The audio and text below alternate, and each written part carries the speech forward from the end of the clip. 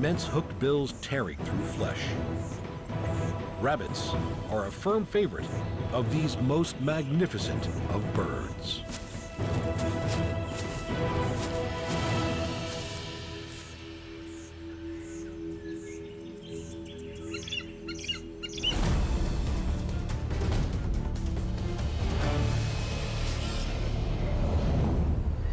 These graceful formation flying birds that soar on thermals high above the ground are some of the largest and most engaging of all the water birds.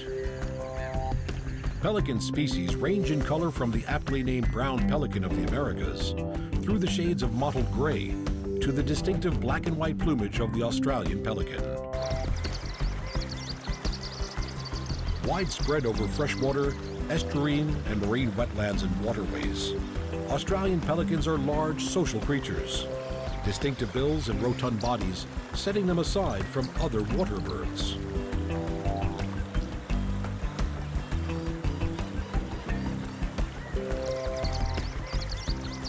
Making their movement rather heavy on land, their webbed feet make pelicans superb swimmers, perfectly adapted for their aquatic lifestyle.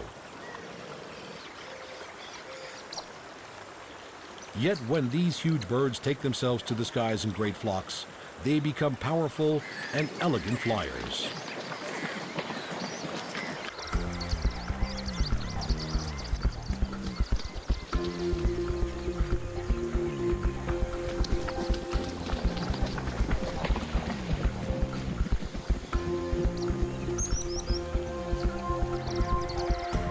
Australian pelicans can stand between 1 and 2 meters tall with yellow ringed eyes that stare out of white feathered faces. Yet it is their pink bill that is truly remarkable.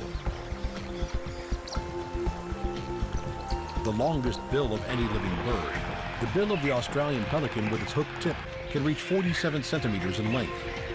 Huge distendable pouches on the lower mandibles act like a net and scoop up vast quantities of fish.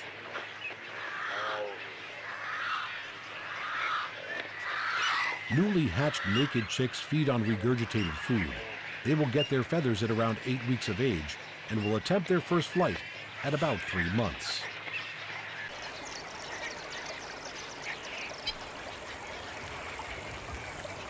By the time this chick is fully grown, it will eat just under 10 kilograms of fish every day.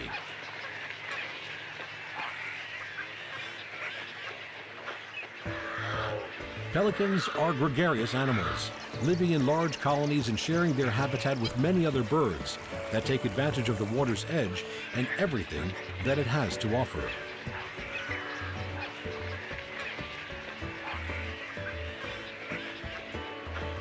When it comes to wing size, the pelican dwarfs its fellow water birds, having a wingspan that rivals that of the wedge-tailed eagle.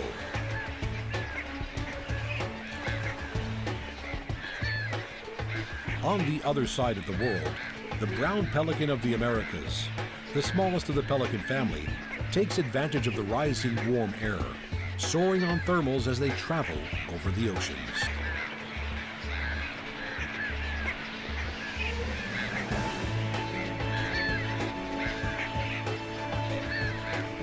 Unlike other pelicans, the brown pelican is an expert diver, plunging gannet-like to retrieve deep swimming fish, master of both water and air.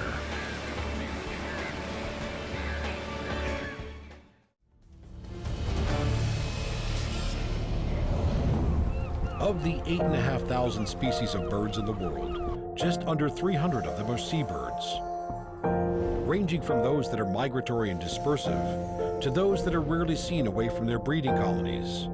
The long-winged birds that live a life of sea and air are truly free. A member of the gregarious gannet family, the masked booby breeds on islands in tropical oceans.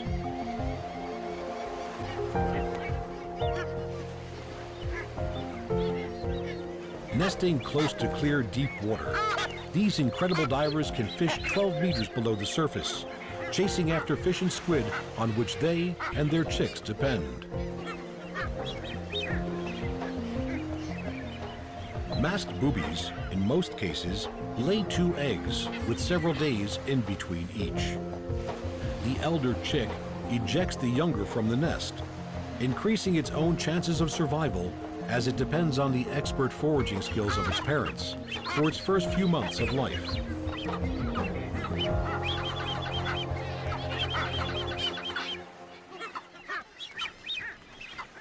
Unlike the masked booby, the sooty tern is one of the elite bird species that can hover. To do so, they need to be facing into the wind, which then flows over the airfoil of their wings, giving them enough lift to hover for a few precious seconds.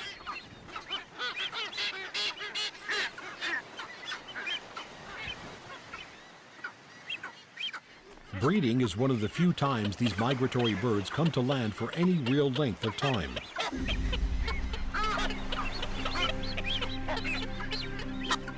In jerky courtship displays, mates circle around each other with slightly dropped wings, calling softly with their bills pointing downwards.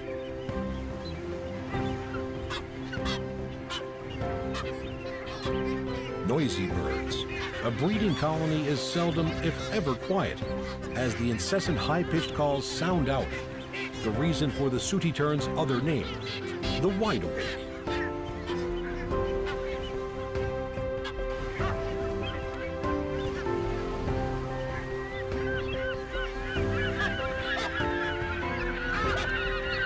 These impressive birds can stay at sea for phenomenally long periods of time. From fledgling until they first come back to nest, 4 or 5 years later, they will seldom touch land. To help them do this, they have an incredible ability to take 1 or 2 second micronaps while flying. While at sea, they feed on the and other underwater predators.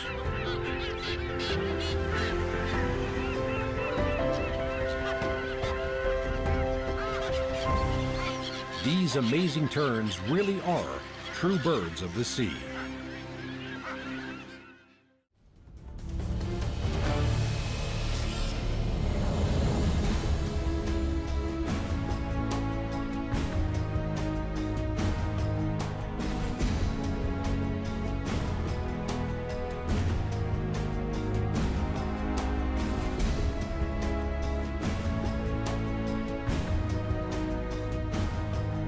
Guardian of the forest, keeper of wisdom, and soul behind all-seeing eyes, barn owls evoke an eerie respect from all those who encounter them.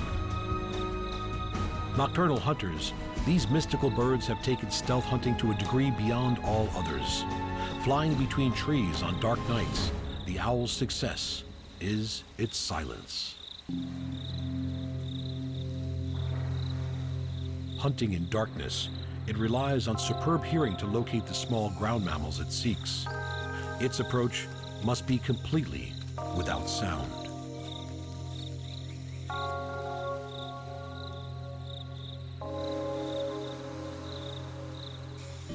Huge wings give highly controlled flight, as its heart-shaped face directs the tiny noises given off by potential prey to its inner ear.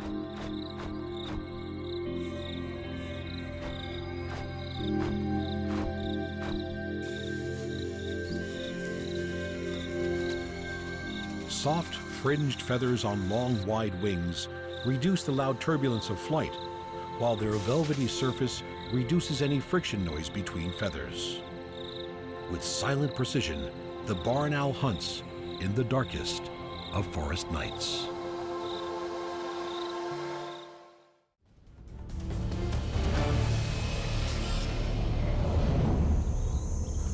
Constantly scanning the open plains of Africa are the highly tuned eyes of the famous birds that clean up these savannas.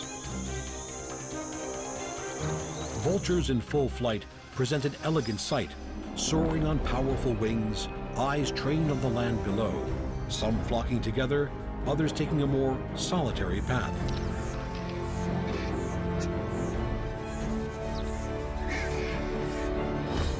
Famed carrion eaters, vultures spend hours aloft on thermals,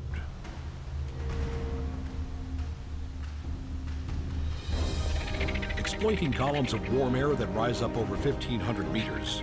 Vultures have been known to travel 75 kilometers using a mere half dozen of these thermals.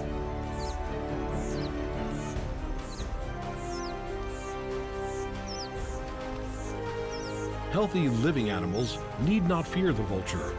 These powerful birds are carrion specialists, with different vultures having different roles and specializations. Lappet-faced vultures tend to be more solitary birds than the smaller white-backed vultures that tend to flock. In the vulture world, many eyes make light work, as feeding groups attract the attention of others from several kilometers away, who quickly join the feeding site. It can take just moments before a carcass is covered in a feathered frenzy.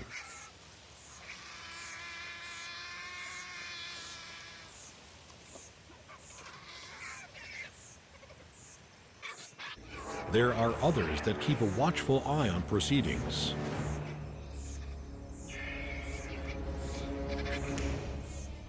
Smaller white-backed vultures, the most common of the African vultures, cannot rip through hide, but specialize on the soft muscle, organ tissue, and bone fragments of the feast, while powerful lappet-faced vultures tear through the knotty muscle and hide of mammals. Even more animals are drawn to join in.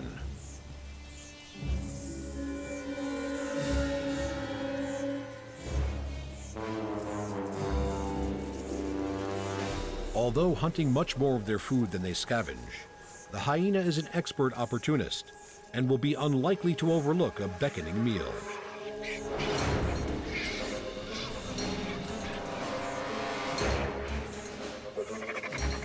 With massively powerful jaws, the hyena's ability to tear through meat, hide, and bone surpasses that of even the largest of these aerial carnivores. Vultures tend to give way to mammalian competition. Among themselves, occasional conflicts over hierarchy break out.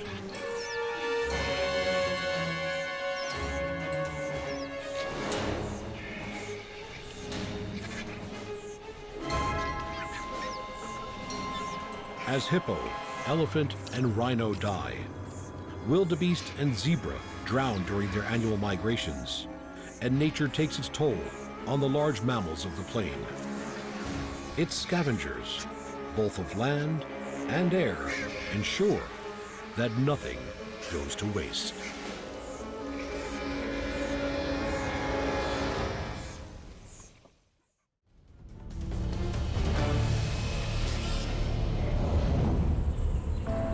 Over the open landscapes of Australia flies its smallest falcon, the long-tailed, long-winged, inquisitive Nankeen kestrel.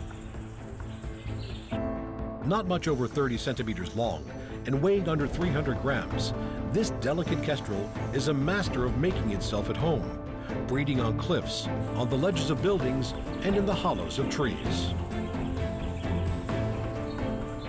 Is due in part to its ability to tolerate and thrive in a range of habitats and on a range of foods.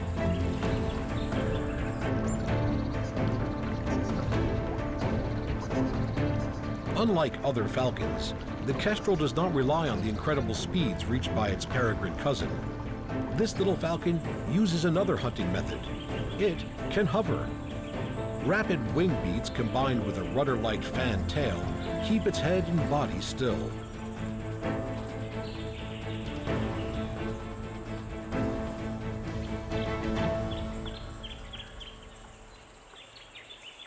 Selecting its prey from its aerial vantage point, the kestrel drops nearer to the ground until it is close enough to pounce. Small mammals, crickets, spiders, and grasshoppers are all fair game. While some insects and smaller birds are plucked out mid-air, most of the kestrel's prey is firmly on the ground.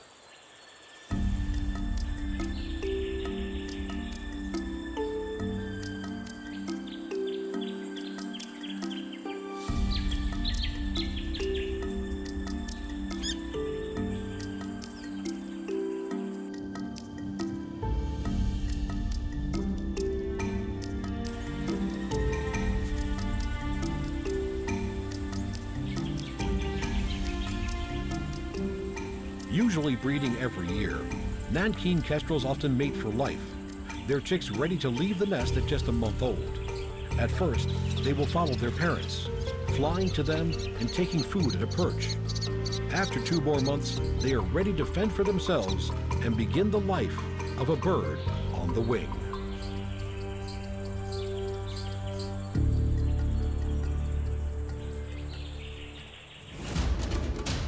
The hovering kestrel, the magnificent pelican, and the soaring seabirds, darting budgies, and the resplendent owls on silent wings.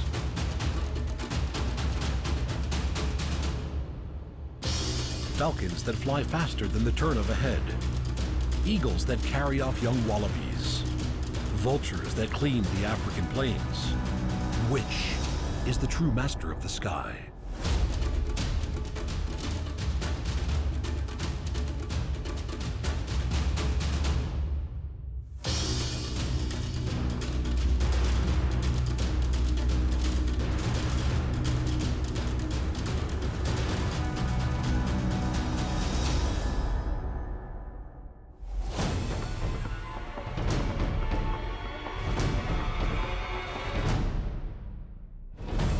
The colossal elephant,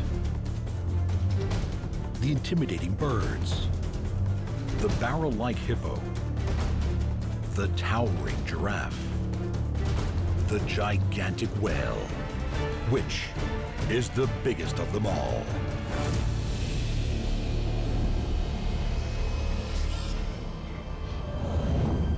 The lush tropical forests of Asia hold within them some of nature's mightiest creatures. Each of these silent footsteps carries with it the immense weight of the world's largest land mammal.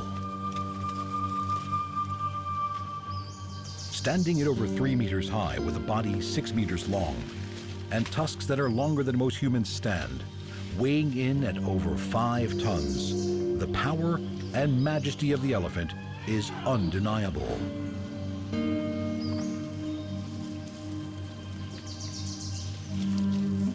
In the Hindu religion, the elephant-headed Ganesh is worshipped as the deity of intellect and wisdom and the sacred remover of obstacles.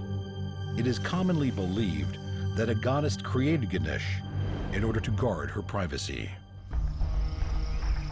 Asian elephants are extremely social and live in matriarchal family groups. Most of their time is spent eating.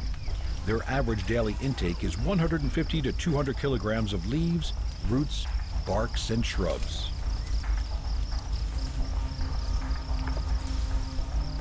The trunk of the elephant is an amazing multi-purpose tool.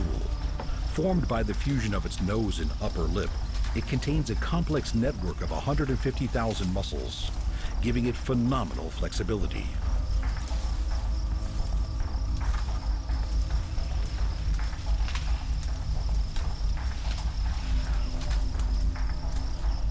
Preferring scrub forest and areas with shade, the range of most Asian elephants doesn't often exceed more than 50 square kilometers, although they will migrate with the seasons.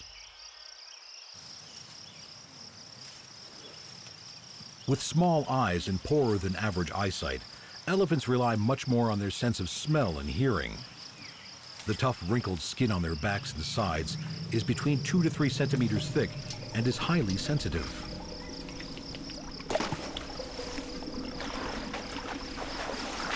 Elephants need to take regular mud baths to insulate themselves from burning and moisture loss.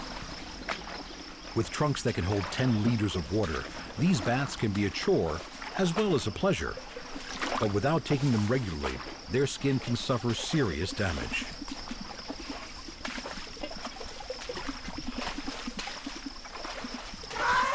Constant flapping of their huge ears ventilates the fine network of capillaries that run just beneath their paper-thin skin, adding to the overall cooling effect of bath time.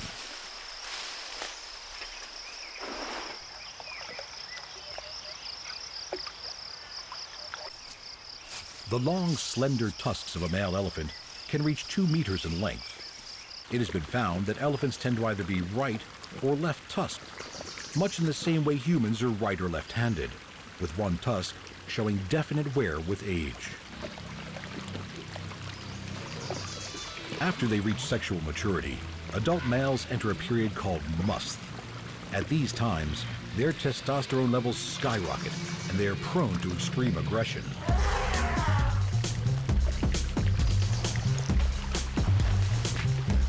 As these colossal bodies collide, huge feet that rest on pads of shock-absorbent tissue try to stand firm against the phenomenal pushing force of their opponent. Although serious fights are rare, sparring with tusks of these proportions can never be taken lightly, and these behemoths will battle it out. The sweeping plains of Africa are home to the only land animal bigger than the Asian elephant. African elephants can be a ton heavier and a meter taller than their Asiatic cousins. But to get to that size takes a very long time. Elephants don't reach full maturity until they are 20 to 25 years old.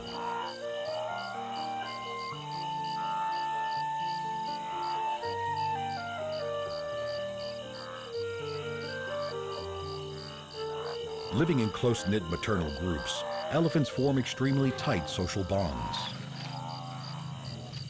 Their very wrinkled skin gives them more surface area from which they can lose heat in the baking temperatures. And they also trap moisture, which then takes longer to evaporate.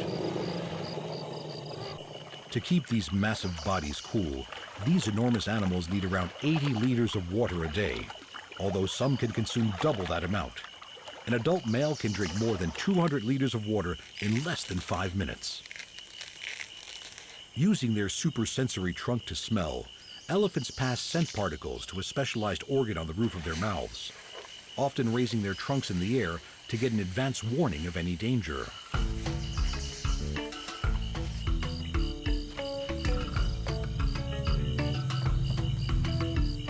Flapping its immense ears as it travels, African elephants' ears are twice the size of Asian elephants and are also used as a threat warning.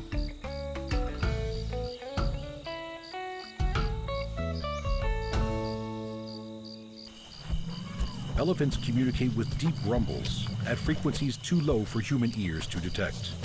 These rumbles and foot stompings can create seismic waves that travel over 20 kilometers and can be used as a form of communication.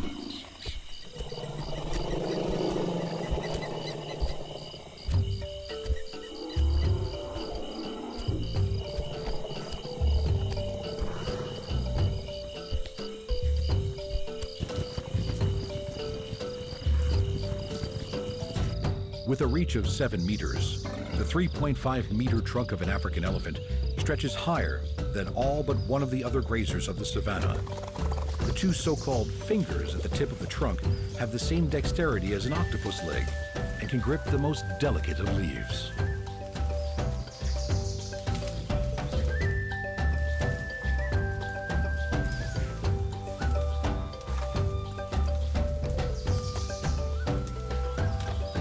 When not eating, this colossal beast, with its 52-kilogram skull and 20-kilo heart, nuzzles its fellow behemoths affectionately. Are these modern-day mammoths really the biggest animal on Earth?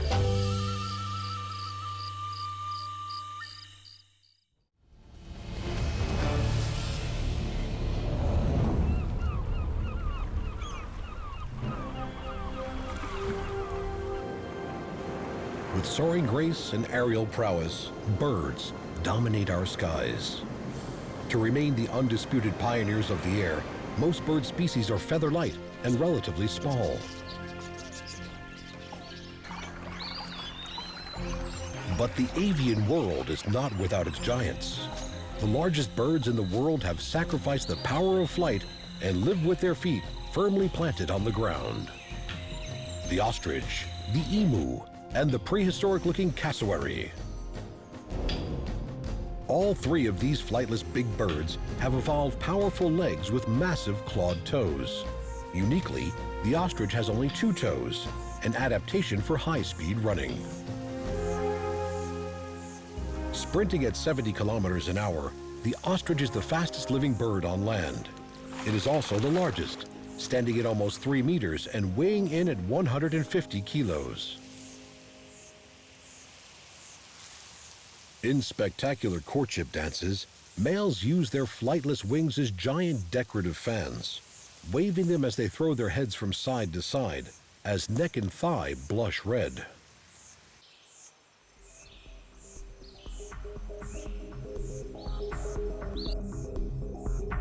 Keeping lookout with the largest eyeball in the animal kingdom, there is only one creature that can outrun this giant bird. The massive ostrich can move over the landscape with strides up to 5 meters long.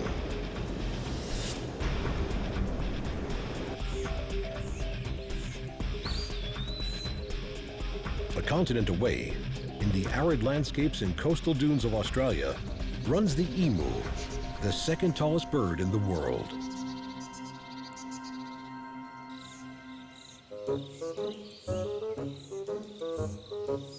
The shaggy appearance of the emu disguises a brilliant design. Their heat-absorbing feathers and insulating inner plumage prevent heat flowing into their skin, allowing them to thrive even in the midday temperatures of the outback.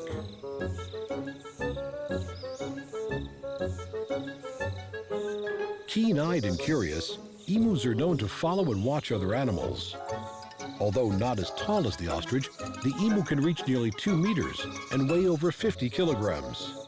Their bodies fueled on a diet of plants, seeds, and insects.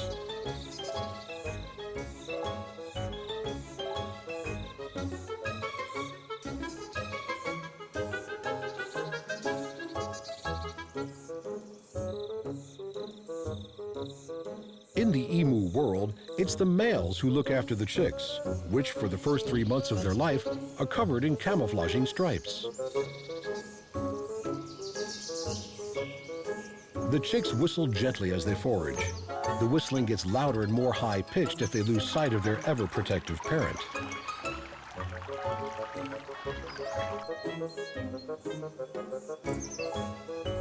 They will stay with their father until they are fully grown.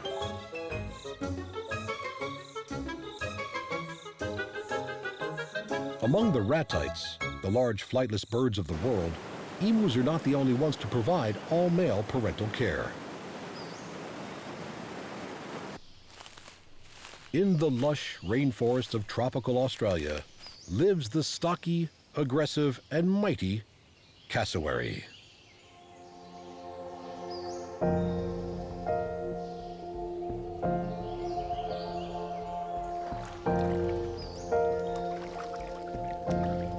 Shorter than the emu, but much heavier, the cassowary is the world's second weightiest bird. The 18-centimeter horn-like casque on top of its head adds to its bizarre and commanding appearance. Aggressive by nature and known to strike out with both immensely powerful legs, the cassowary has the power to disembowel.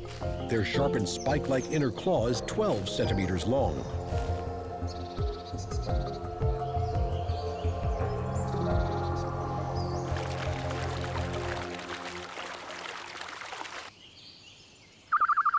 A diligent and protective parent, the male cassowary nurtures his chicks for between 9 and 18 months, teaching them the ways of the rainforest.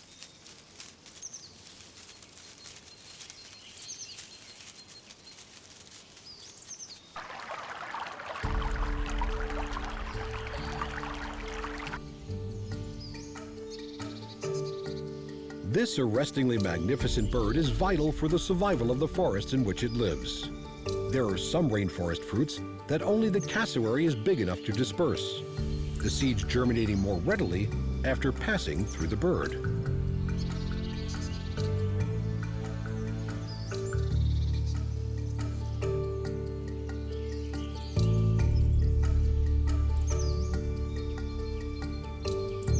These mighty keepers of the forest walk as true giants amongst the birds.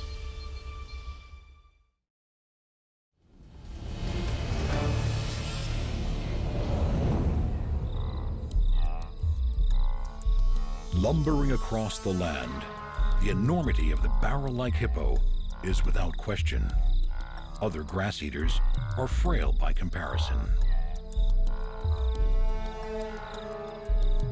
Its immense head leads its 5-meter body, and short, sturdy legs support its 3 tons. Due to their ill temper, half-meter tusks and enormous-size adult hippos are often considered the most dangerous animals in Africa. They frequently brush aside crocodiles if they're in their way.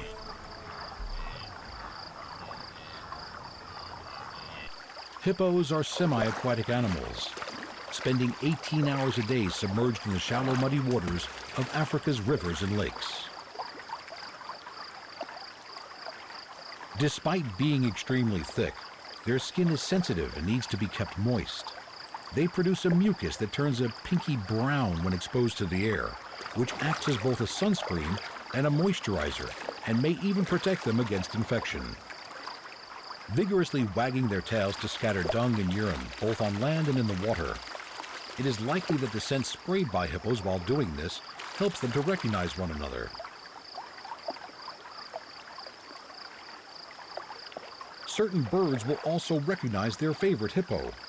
Tiny oxpeckers spend most of their life on their giant partners' backs, gorging themselves on the pests and parasites that torment their hosts. The colossal mouth of the male hippo houses the most lethal of weapons. These thick tusks can grow to half a meter and are kept sharp as they grind with the upper canines. The gape of the hippo's jaw stretches to a phenomenal 150 degrees and gives it one of the most powerful bite forces in the entire animal kingdom.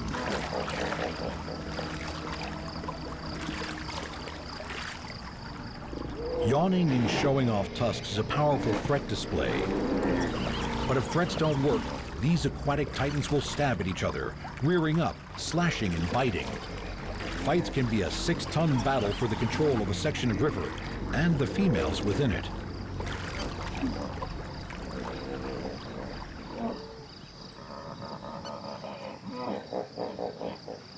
Weighing 40 to 45 kilos, mothers give birth to single calves that are born in the shallow waters. The female will have left the herd to give birth, and she and her meter-long newborn spend a week or two alone. By the time they join the group, they are firmly bonded and have a close and affectionate relationship.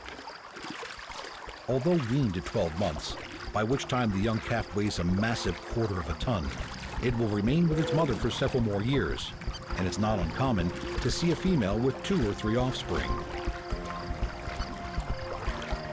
In the physically close life of the river hippo, even young males are tolerated by the bull. Are these submerged barrels of power the biggest aquatic animals in the world?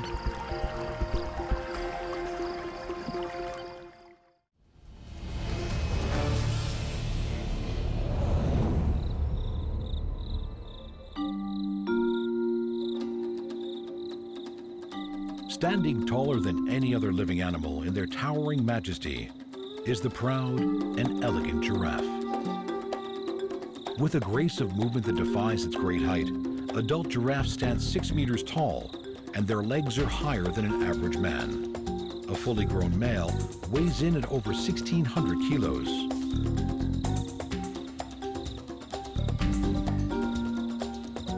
The unique appearance and peaceful nature of the giraffe has captivated humans for centuries. The national emblem of Tanzania, the giraffe, represents visionary qualities and an ability to see life from all angles.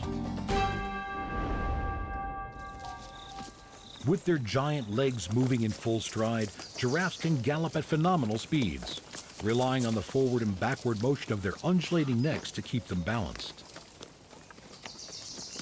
A giraffe's markings are unique, and while the color of its patches may vary slightly throughout its life, the pattern remains constant. When fully grown, this elongated animal is tall enough to peer through the window of a second-story building. Its endearing face is dominated by outrageously long eyelashes and huge eyes that are always on the lookout for danger. Lions hunting in packs are the only predators capable of taking down a large giraffe. Their presence always instills fear.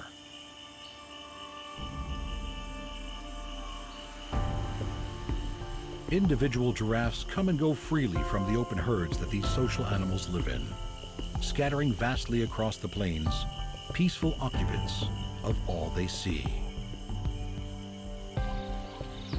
The giraffe's lofty vantage point makes it a useful sentinel for other animals of the plains.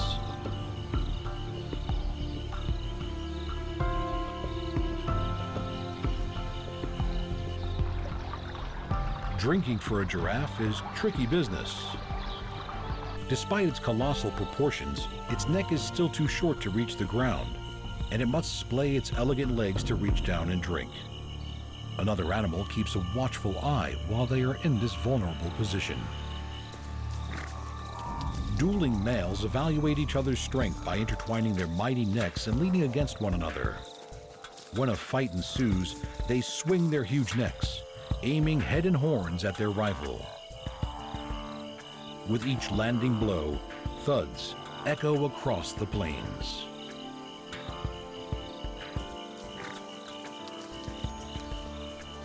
Once resolved, life on the savanna resumes for these otherwise peaceful giants.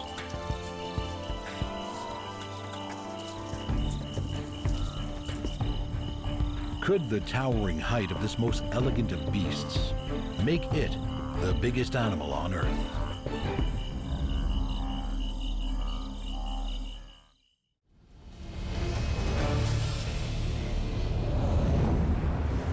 The mighty whale graces our oceans with a size and strength unrivaled on land.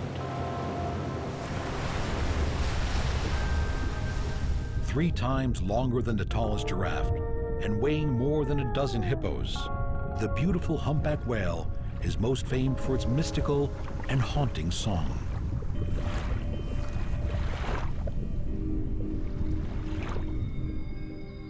Historically, whales have been hunted with harpoons for their meat, blubber, and bone. The humpback population was drastically depleted. Following the massive decline in their numbers, many species are now protected.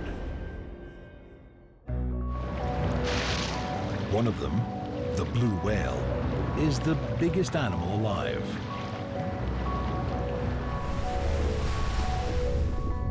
The largest animal known to have lived at any time in the history of our planet, this gigantic creature can be over 30 meters long and lives entirely on tiny plankton.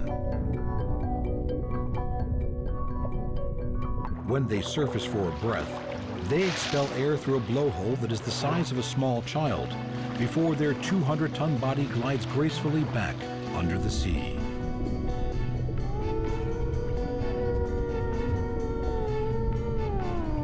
Swimming at an incredible 20 knots, the tail of these majestic creatures can be over 7 meters wide.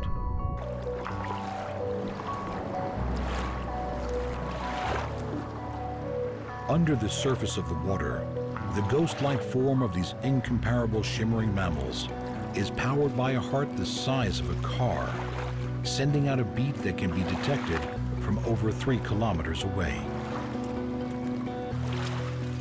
These incredible blue whales really are the true giants of our world.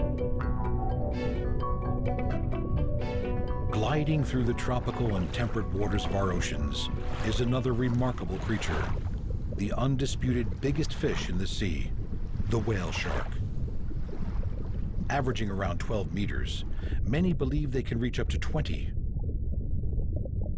These enormous animals are filter feeders and fuel themselves on tiny organisms like krill, larvae, and small fish.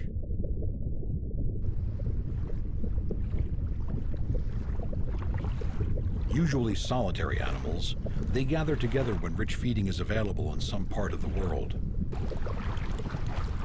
They have even learned to make the best of the local fishing trade.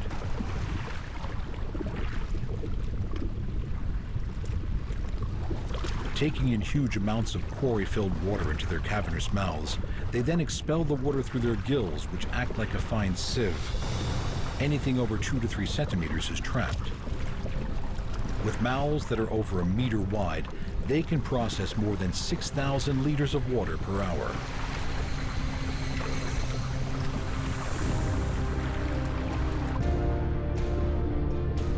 Their sublime grace in the water is one of slow, powerful movement.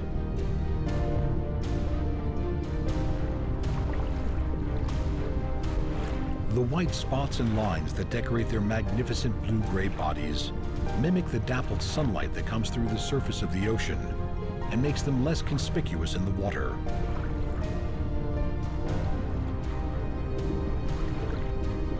The pattern of spots each animal has is unique and can be used to help identify these peaceful giants.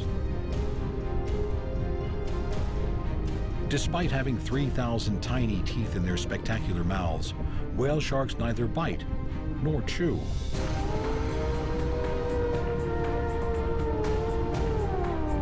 It is incredible to believe that this beautiful colossus started its life as a 60-centimeter pup.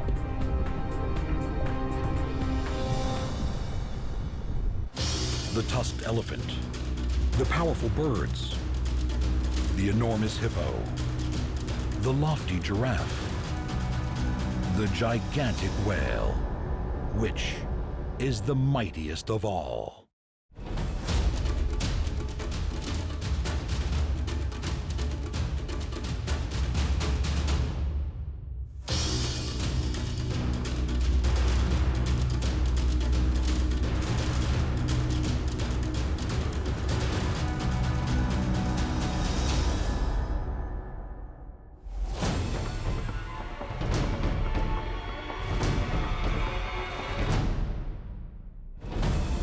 Camouflage cats, hidden lizards, cryptic snakes,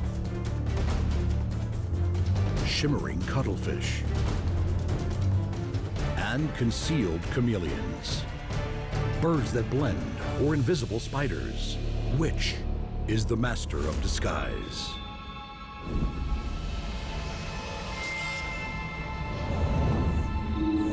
Some animals will never be inconspicuous. Others blend so perfectly with their surroundings that they can move through them without detection. For many of the cats of Africa, camouflage is key to survival.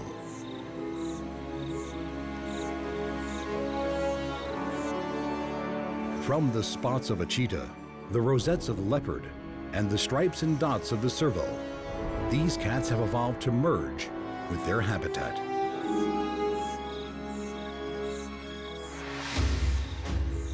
The outline of an animal, no matter its size, is an easy one to distinguish. Yet if its basic outline is broken, their form is much harder to detect. With markings breaking up any readily identifiable shape, and a coat, the color of the grasslands in which it lives, the sleek serval walks semi-unseen.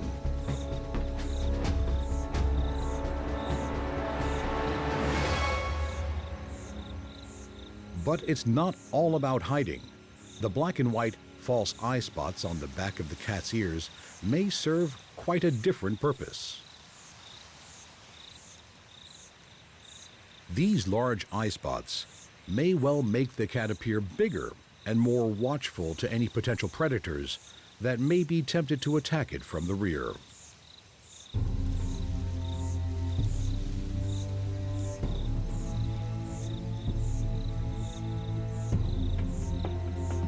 These same enormous ears also afford the serval cat highly sensitive hearing. Preying on low-flying birds, as well as the small animals at its feet, it is able to hunt by sound alone until it gets close to the quarry to pounce.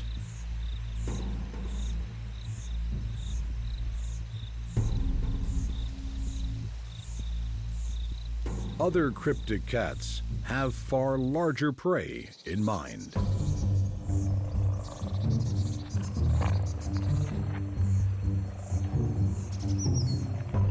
Arguably, the king of camouflage, the leopard blends with the branches of the treetop vantage point.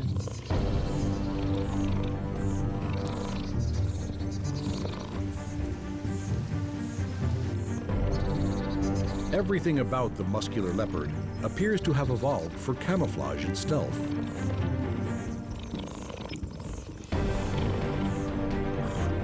With eyes the color of leaves, and the dark pigmentation of their rosettes merging with the bark of trees, when this predator does come to the ground, it moves in silence and can approach to within meters of its unsuspecting prey.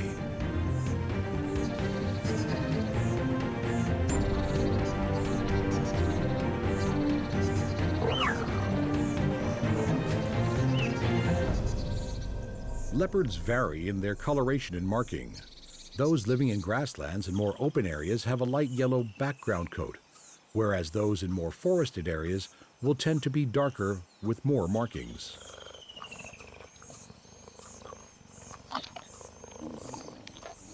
On most individuals, the rosettes turn to solid spots on both the face and limbs.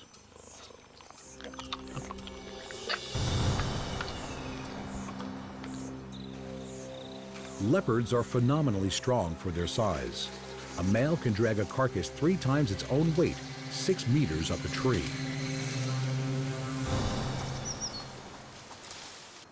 Food is often stored here for a later date.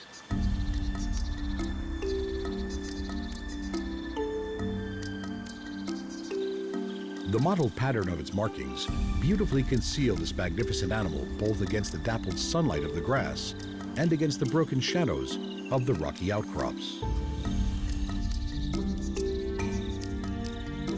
Most of the time, this lethal hunter is utterly concealed from its potential prey.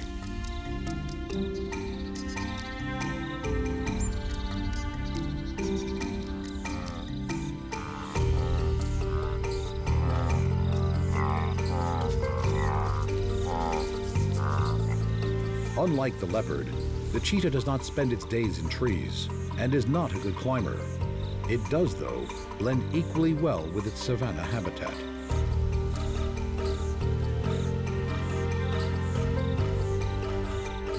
Enabling it to get within sprinting distance of its prey, the cheetah's camouflaging spots conceal it in the long grass.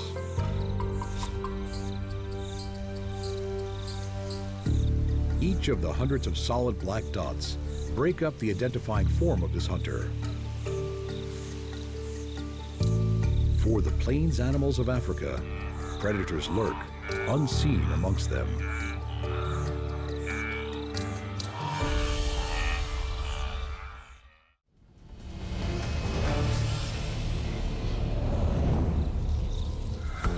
Feeding on these harvester ants is a beautiful adapted predator, the regal horned lizard. Merging perfectly with their surroundings, these small reptiles live in the rocky, gravelly, desert-like habitats of Arizona, where they make a living almost exclusively on ants. Prey is scarce enough in the desert, but when 90% of your diet is made up of one species of ant, it takes a lot of time and effort to get your fill and avoid becoming prey yourself. The coloration of these 11-centimeter lizards is well matched to the dry soils and rocks that surround them, but that's not their only camouflage. Experts at remaining motionless, the spines and fringes of their scales lessen their sharp outline and decrease the shadow they cast.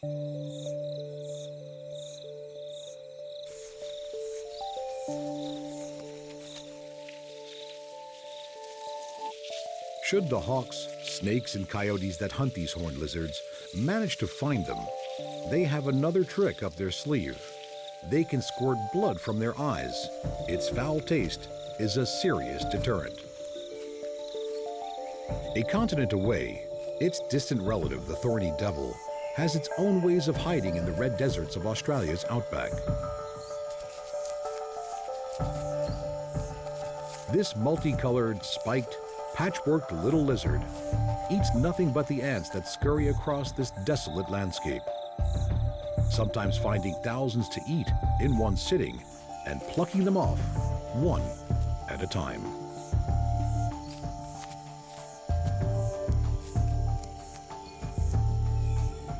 The thorny devil does more than just look incredible.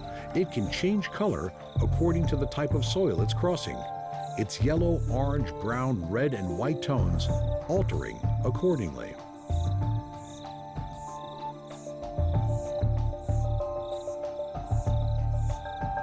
With a bulbous lump of fat on the back of its neck acting as a false head to mislead predators, the thorny devil really is a master of disguise.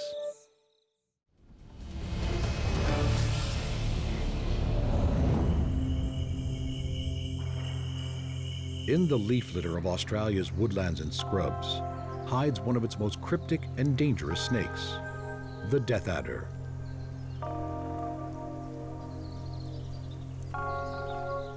The camouflaging patterns of snakes are mesmerizing, from the pearly multicolored sheen of the carpet python to the mottled bands of the death adder. Snakes can be hidden right before our eyes. Unlike many other snakes that will stalk their prey, the death adder is a resolute ambush predator. With muted fleck bands that range from reddish-brown to gray, this stocky snake relies utterly on its camouflage to conceal it from passing and unsuspecting victims.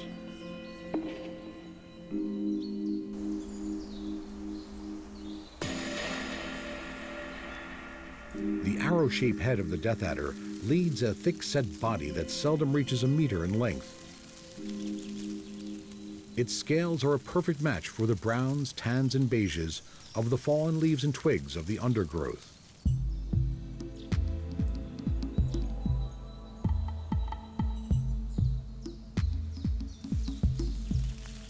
With a form that can pass by rocks and through foliage with barely making a sound, for ambush predators, silence and patience are key.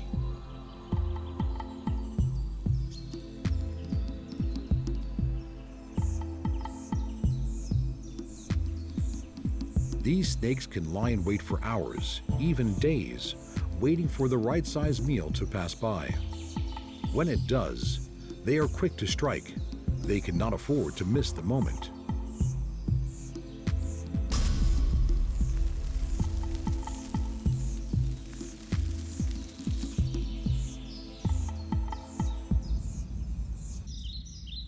Death adders can help tip the balance in their favor by using their tail as a lure.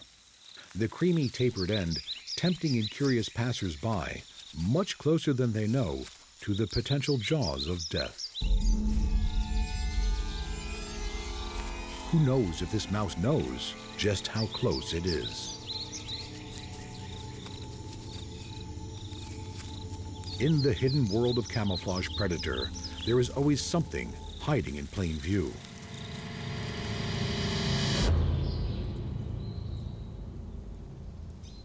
Carpet pythons, the age-old nemesis of the scrub turkey, spend many an hour watching from their branched lookouts.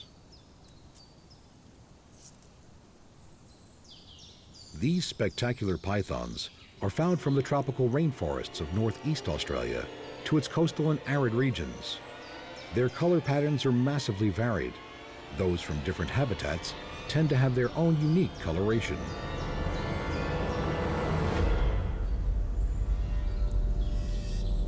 For this individual, its green-brown markings blend almost seamlessly with the mosses and lichen of the trees it moves through. One of the larger snakes in Australia, carpet pythons can reach over 3.5 meters in length.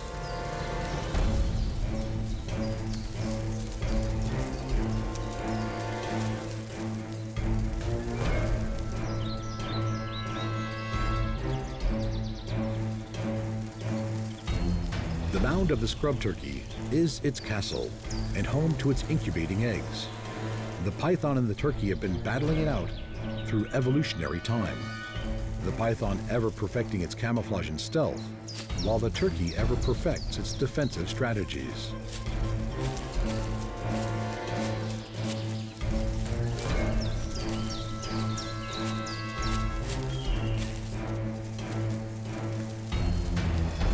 Despite the hidden and silent approach of the hunting snake, the vigilant turkey's attack was enough, and the python coils its unhurried retreat, merging back with the emeralds and greens of the forest.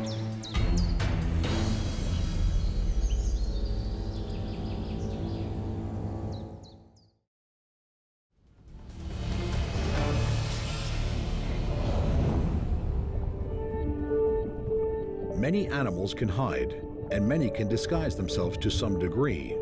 but few can rival the camouflaging capabilities of the magnificent cuttlefish. Cuttlefish can not only change color, they can also change their shape as well as their texture as they morph through seamless variations of themselves.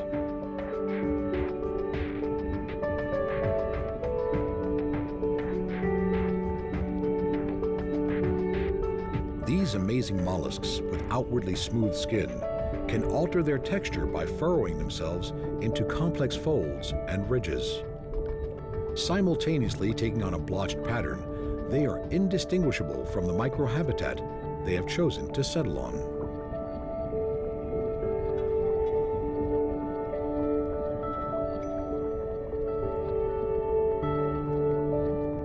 A mere few meters away, a completely different disguise may be in order. The surface of the cuttlefish's skin can expand by 500%, but rather than lose any richness of color in this massive stretch, they can modulate for this expansion by being their own active light emitters.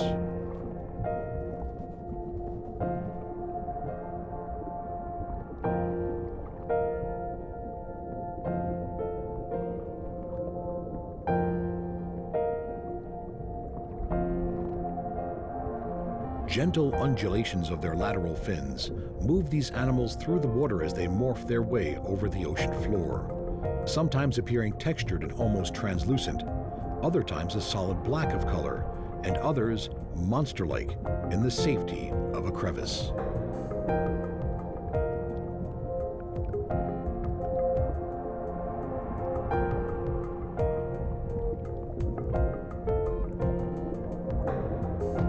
Rapid and graceful changes in color and form are often enough to foil predators.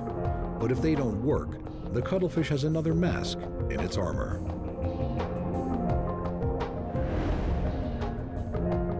The smokescreen that is created by the ink distracts any would-be predator, leaving them searching for a long-gone invisible prey.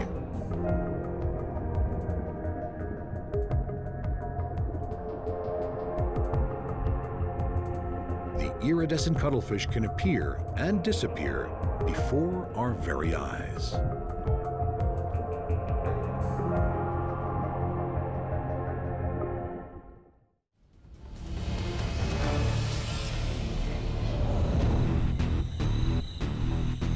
Making camouflage an art form are the verdant, sauntering, highly distinctive chameleons that make their homes in rainforests, grasses, trees, and bushes. There are well over 100 species of chameleons around today, ranging from the tiny pygmy chameleon to the prehistoric-looking horned chameleon. Most are found in Africa and Madagascar.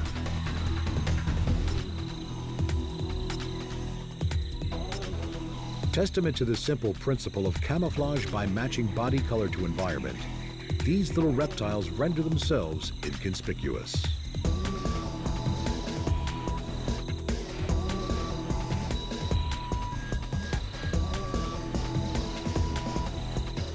Their tongues are like a tethered projectile. Able to shoot out 1.5 times their body length, these sticky-ended probes are estimated to reach their target in 7/100th of a second.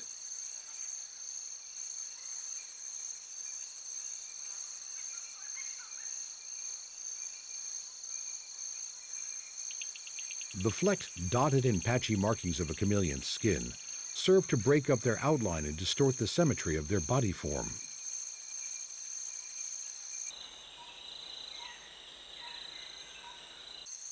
Moving slowly and gently, the disturbance they bring to the leaves is minimal.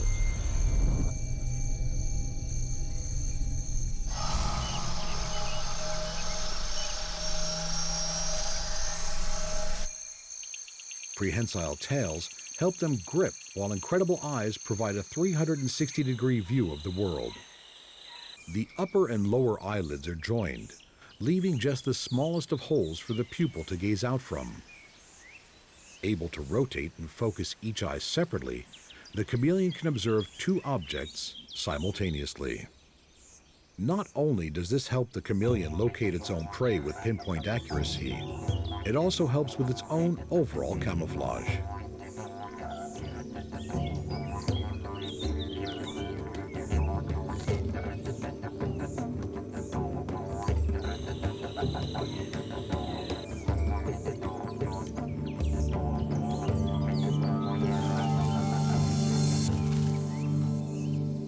The tongues of these insectivorous reptiles have an elastic recoil mechanism, which is much less thermally sensitive than the rest of the lizard.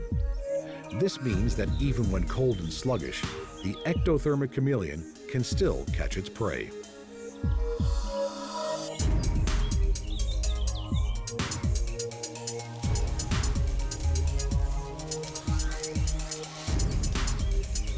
Famed for their ability to change color, chameleons, already beautifully camouflaged for their environment, actually use color change for more social signaling, a visual mark of mood and status, as well as an indicator of territoriality.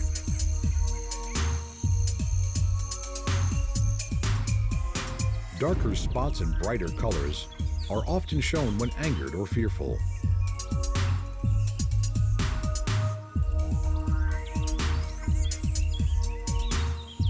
Color changes can happen fast, brought on by the expansions and contractions of specialized pigment cells in the different layers of their incredible skin.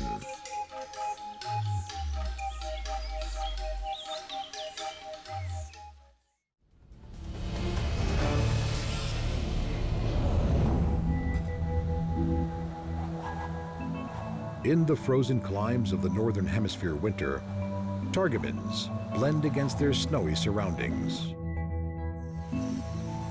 The brown-black plumage that better masked them against the summer tundra has given way to their winter covering of almost pure white.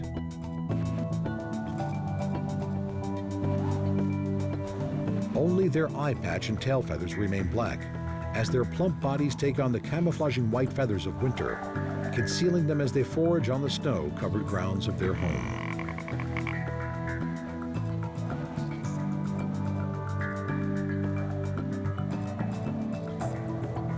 These ground-feeding birds rummage in the snow for willow buds and twigs, their feathered legs and feet serving as avian snowshoes.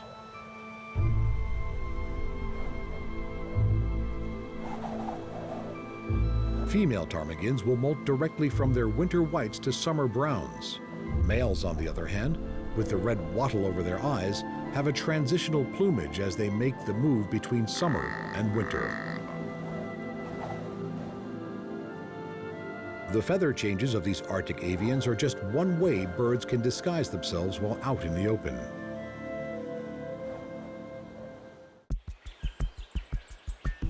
The bushstone curlew of Australia adapts another tactic. Along with its cryptic coloration, the art of staying incredibly still has been mastered by this delicate-looking bird.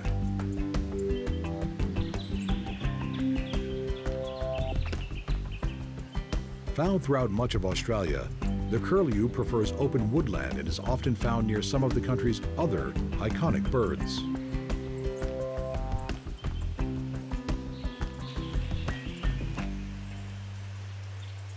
Usually active at night, the dappled curlew spends its day standing quietly in the shade, merging with the leaf litter it stands on.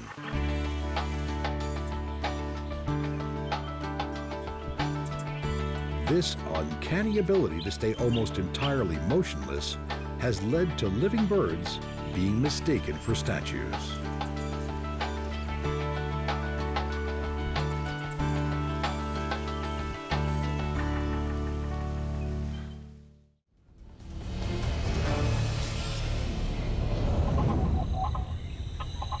There is one tiny creature that has evolved a camouflage that is so perfect in its simplicity, it is often overlooked by the casual human observer. Crab spiders.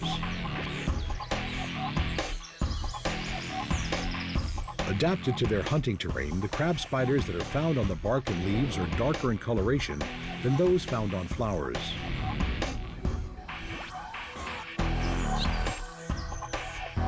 Butterflies, honeybees, and beetles are common prey for the sit-and-wait predatory tactic of the crab spider, as they come to feed on the very flowers that hold their enemy. The spider's sturdy front legs are held to the side in readiness to strike. The free-roving crab spider, also known as the flower spider, is not a web builder, but instead relies on its fabulous camouflage and talent for remaining still, sometimes spending days, even weeks in the same spot.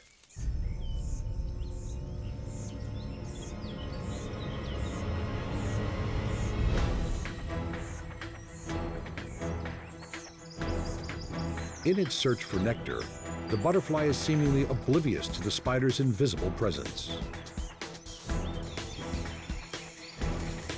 Once caught in its pincer-like front legs, a bite on the head delivers a fast-acting venom that subdues the butterfly.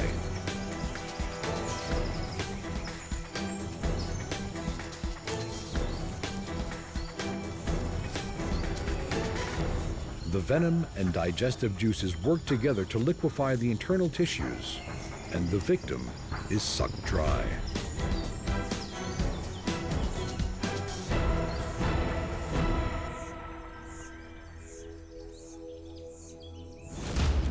Which has the best camouflage of all? Is it the spotted cats, the earth-colored lizard, the leaf-colored snakes, the shimmering cuttlefish, or the ever-changing chameleon, blended birds, or even the invisible spider?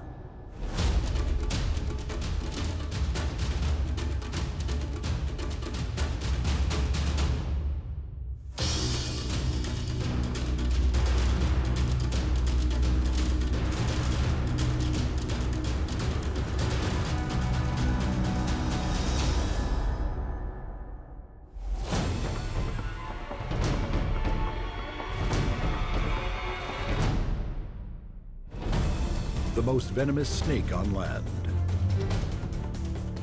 the rare envenomating lizard, the tiny toxin-wielding red-backed spider, or the ferocious Sydney funnel web. Which is the deadliest venom?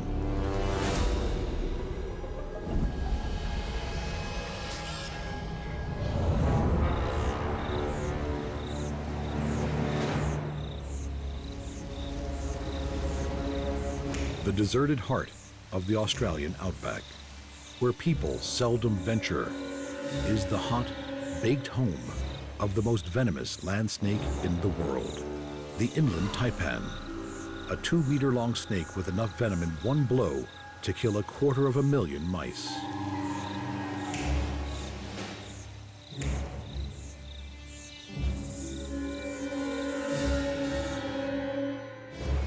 Ranging from a paler, more heat-reflecting coloration in summer to a dark, heat-absorbing brown-black in winter, the inland taipan is beautifully adapted to the desert's harsh extremes.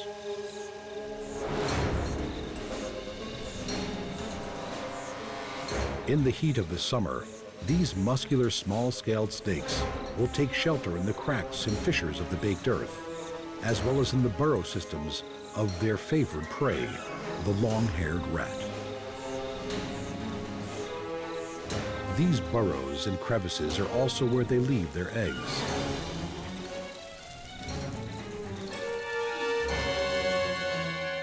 Just over a dozen of these leathery, elongated eggs are deposited and abandoned. 2 months later, they begin to hatch.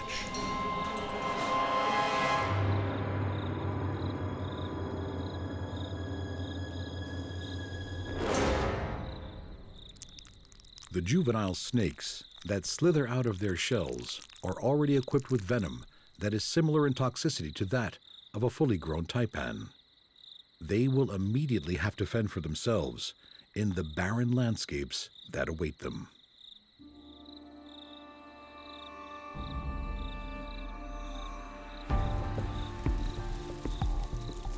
Almost half a meter on hatching, these fast-growing snakes live exclusively on warm-blooded mammals.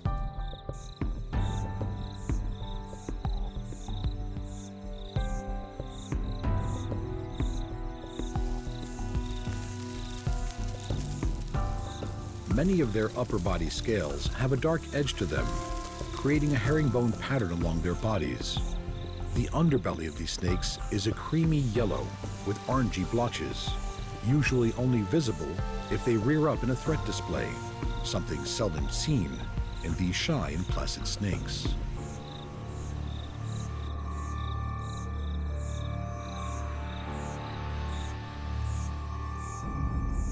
The plains mice and other small mammals of the arid outback can offer a meal in lean times. As their prey is usually fast-moving, venomous snakes need their toxins to be fast-acting, so precious meals are neither lost nor alive long enough to fight back.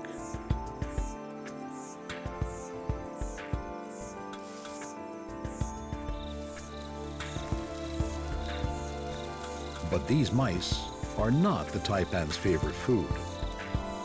The population of these most venomous snakes really depends on the population of rats.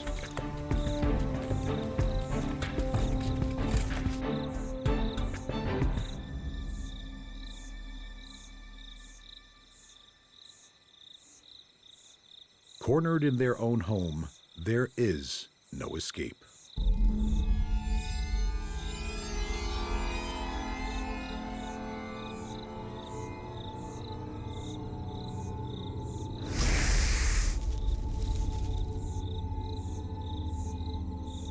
Death is rapid, as superpotent neurotoxin venom sears through the rat's body.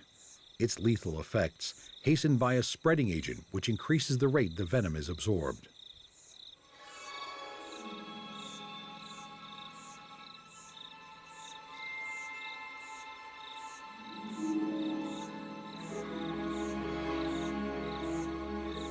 Nudging the lifeless rat to its favored position, the taipan aligns its meal.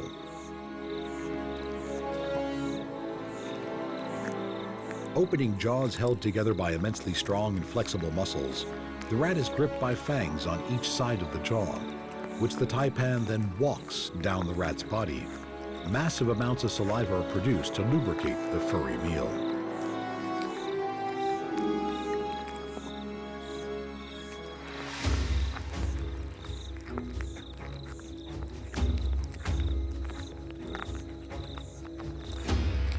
Stretchy skin and small scales aid the process as the snake's body accommodates the rat. Ribs stretch apart and enlarge the body space as food moves downward.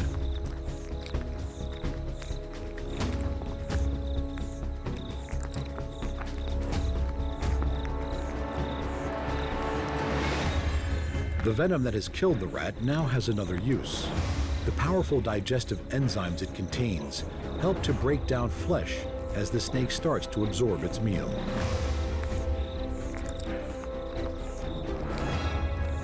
Despite being known as a fierce snake, with enough venom to kill 100 adult men in one bite, no human deaths have ever been recorded from this shy and reclusive serpent.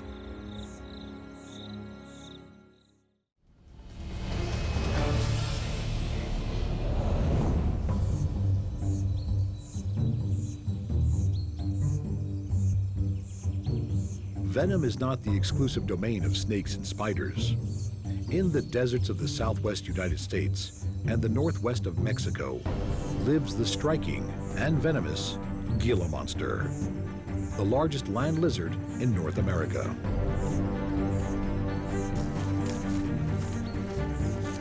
Gila monsters are not the only venomous lizards.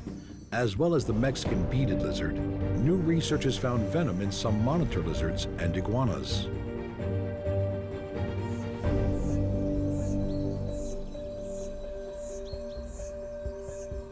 Gila monsters grow to just over half a meter. These stocky reptiles have venom glands below their teeth on their bottom jaw, and although usually sluggish animals, they can strike quickly and have an incredibly strong bite.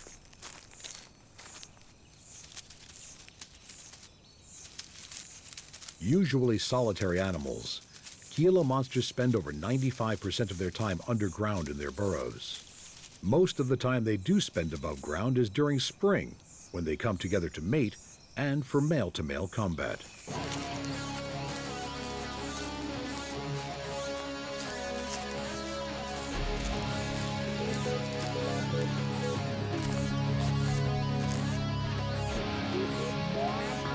These monsters don't so much fight as engage in ritualistic wrestling matches, which appear to be a test of strength and endurance.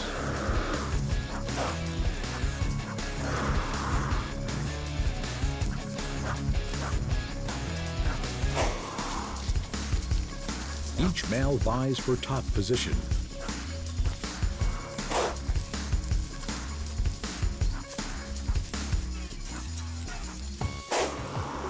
Unlike snakes, the venom of these animals is not injected.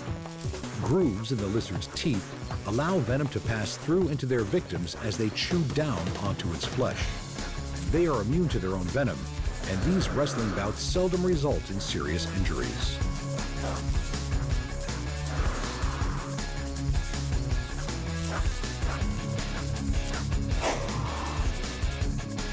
The skin of these animals is tough. Its beaded appearance is due to osteoderms, tiny bones embedded within the scales, a type of skin common in the dinosaurs, but seldom seen in today's living reptiles.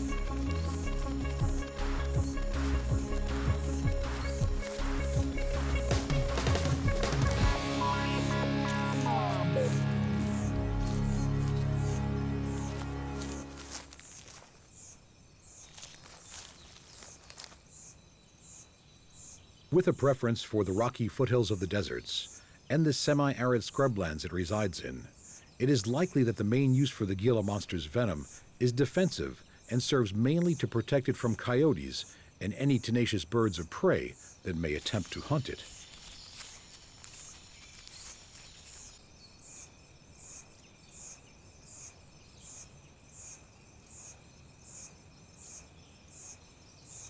Its own prey does not need massive doses of toxins to subdue it.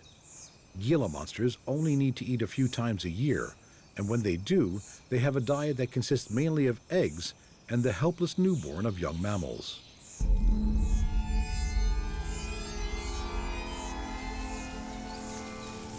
These are sought out in their underground hiding places.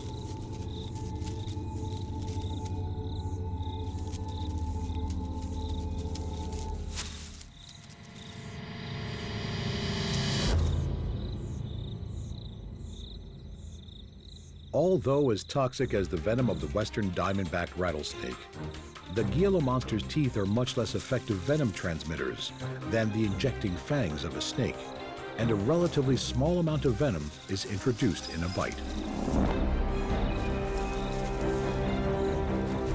Although in this case, it wouldn't take much.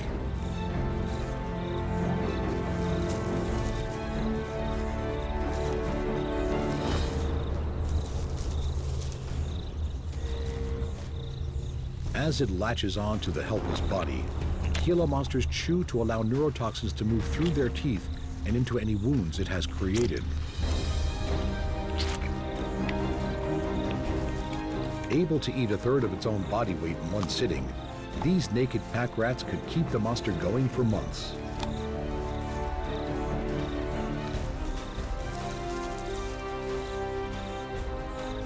It may not always need or use the venom that lies beneath these teeth, but for the lethargic Gila monster, its venom could save its skin.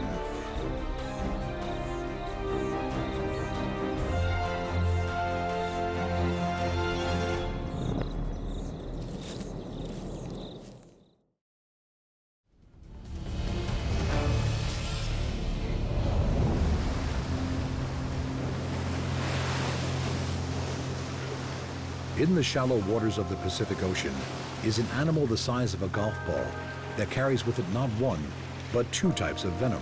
One is used on its main prey of crabs and is relatively harmless to humans.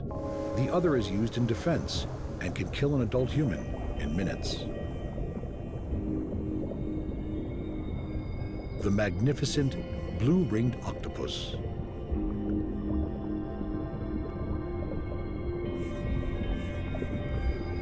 Usually a pale brown in color, the iridescent blue rings that give these famous octopus their names are only shown when the animal is hunting or agitated.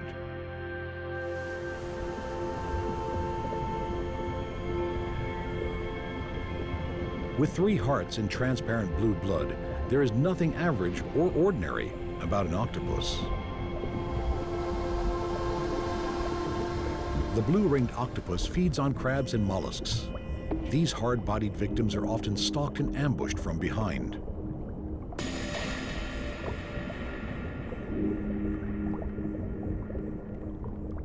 The powerful toxins that blue rings carry are produced by dense colonies of symbiotic bacteria that are harbored in their salivary glands. It is these bacteria that produce tetrodotoxin. 1 milligram can kill a human, making it one of the most potent neurotoxins known.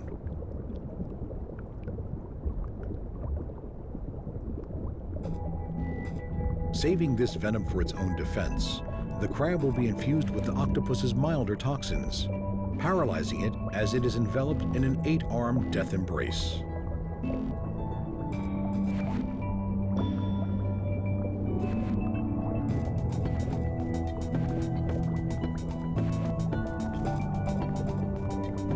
The mesmerizing blue rings of the octopus are activated by changes in its pigment-filled dermal sacs. If disturbed, threatened, or agitated, the unmistakable pulsating rings are a clear and direct warning signal.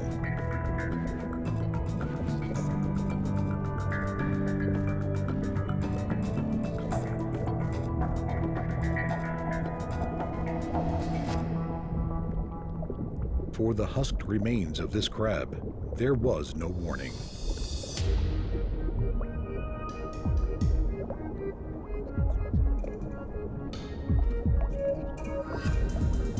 When the time comes to reproduce, blue-ringed octopuses are characteristically dramatic.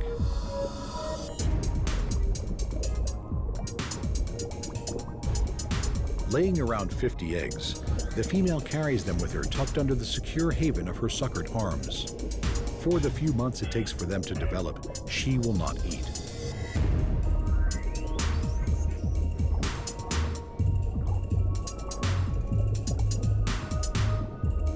Shortly after her pea-sized young hatch, she will die, leaving her deadly offspring to carry forward her genes.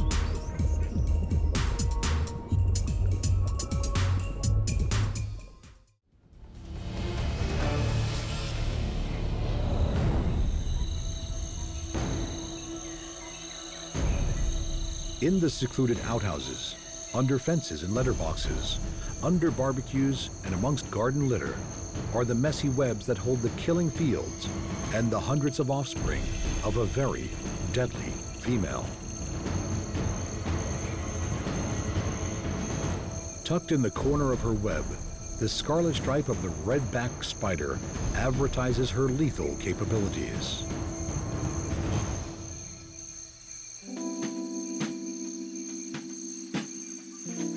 Found throughout Australia, the redback has a striking resemblance to its close relatives, the infamous black widow of North America and the katipo of New Zealand.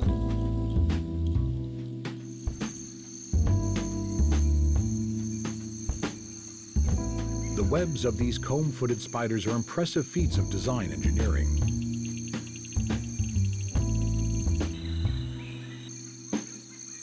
The silk that is strewn from spinnerets on the underside of her abdomen is used not only to construct their so-called gum-footed tangle webs, but also for wrapping food and constructing woolly egg cases from which hundreds of her young will emerge.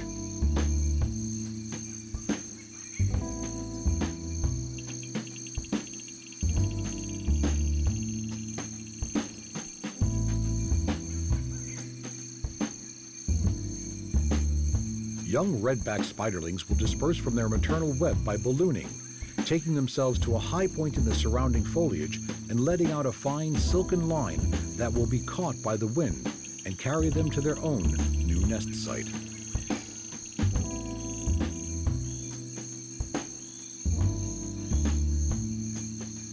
In order to reproduce, the cannibalizing female will most likely have eaten the male whose sperm she used and continues to store for up to 2 years future reproductive use.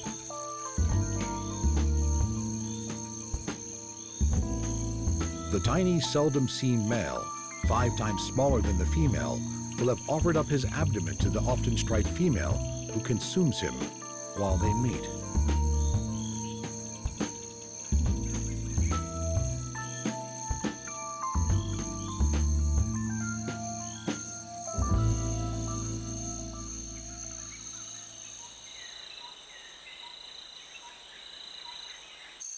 The venom of these industrious females is one of the most potent of all Australian spiders and is stored in venom glands just above the fangs.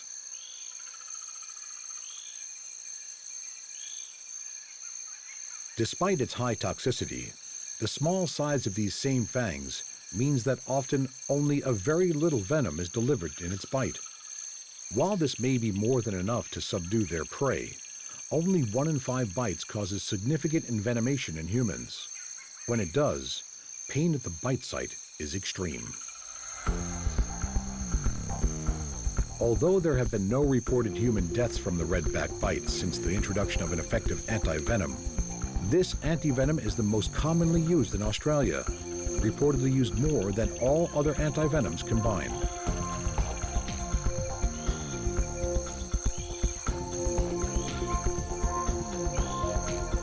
For these young spiders, the fight for life has already begun, and the spiderlings emerge as cannibals, eating any unhatched eggs as well as their siblings.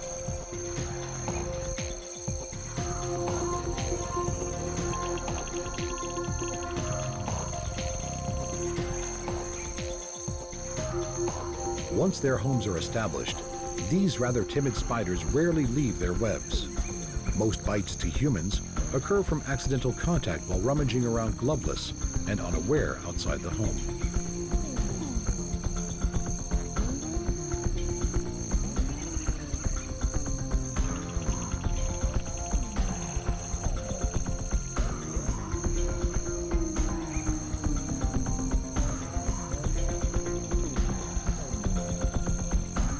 Her incredible spinnerets contain microscopic spigots that each produce a single filament of silk. It is this which allows her to combine filaments in different arrays for different tasks of life.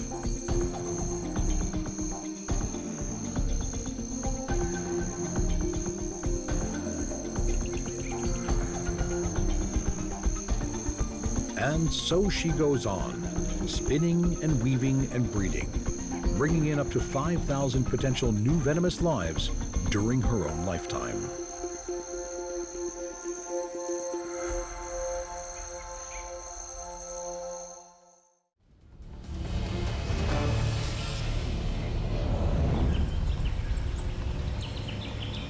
In contrast to the timid redback spider, the fearsome Sydney funnelweb is more inclined to stand its ground than to run. And in contrast to the redback, it is the male funnelweb that is the more dangerous of the two sexes. Funnelwebs can be extremely aggressive and are armed with downward-pointing fangs that are strong enough to pierce fingernails as they deliver their highly toxic venom.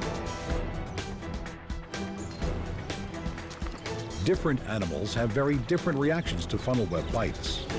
While deadly to its main prey of insects, small lizards, and frogs, many mammals are relatively unaffected.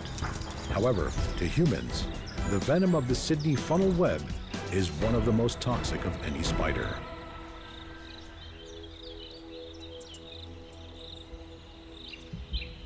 For this cricket, it will be lethal. There are 3 different types of bite. The first is the dry bite that contains no venom at all. The second, used mainly in prey capture, is where venom is released in an appropriate measure to the animal being hunted. The large cricket cornered under the striking stance of the spider is about to receive more venom than would a smaller fly or beetle.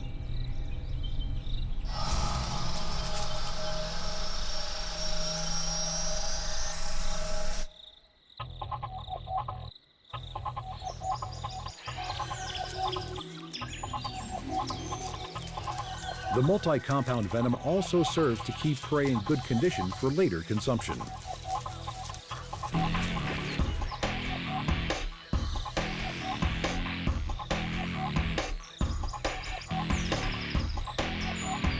While there is no denying the severity of the venom on this cricket, it is the third type of bite, the maximal dose bite, that is the cause of much human concern.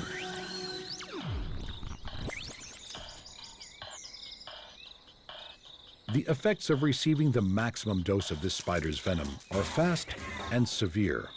Without antivenom, human death can occur within hours.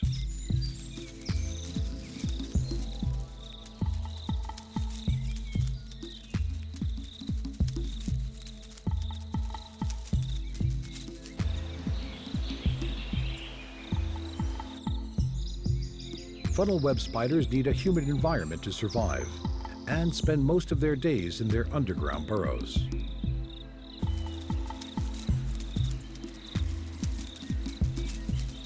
In the rains of summer and autumn, males are often lured out nightly in their search for females.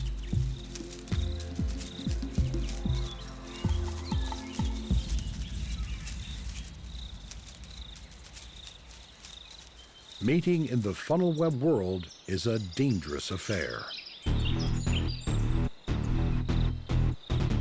The female raises her body into strike pose, leaving the male the challenging task of holding her back while he delivers his precious cargo of sperm. He must do this before she kills him. If he survives the mating, either she will kill him anyway, or he will die soon afterwards.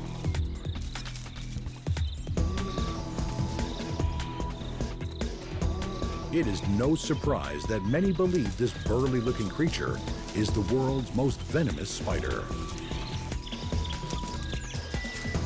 But how do we judge which is the most venomous of all? Is it the highly toxic but reclusive inland taipan?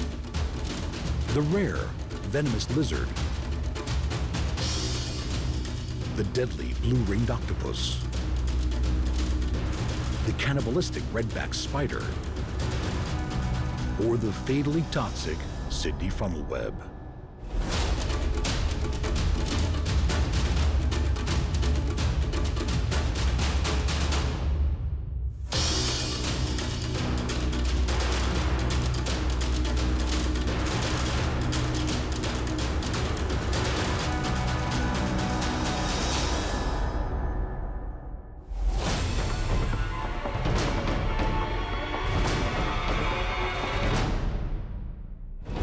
The world is full of mighty movers, from Africa's most famous drifters to turtles that make epic journeys to reproduce, seabirds that don't come to land for years, water birds that follow ephemeral rivers, and whales and whale sharks that roam the great oceans.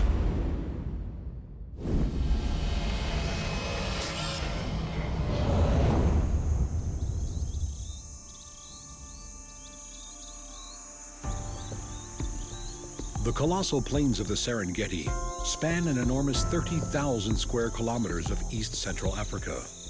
Probably the most well-known plains in the world, they are home to some of Africa's most well-known inhabitants.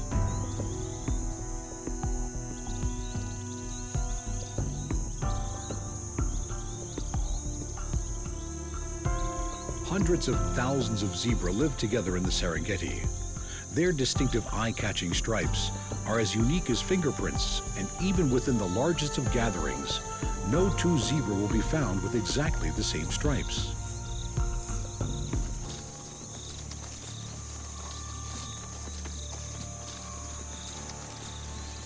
Almost 2 million shaggy-maned wildebeest share their home. Every year, the tough hooves of these animals will carry them almost 500 kilometers through Tanzania and Kenya in their constant search for fresh grass.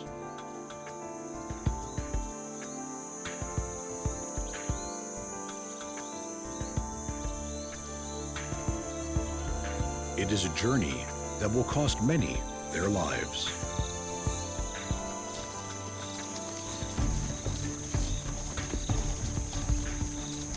During the rainy season, herds of wildebeest, zebra, and gazelle are scattered over the southern reaches of the Serengeti. But once the rains cease, it is not long before precious rivers and streams dry up.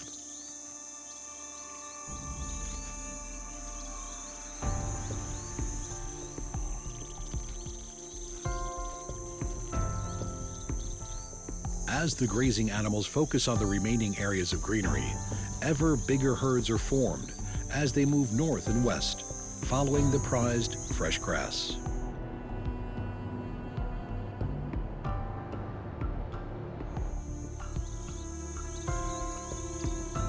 Columns of animals 40 kilometers long can form as over 1 million wildebeest and hundreds of thousands of zebra and gazelle join together.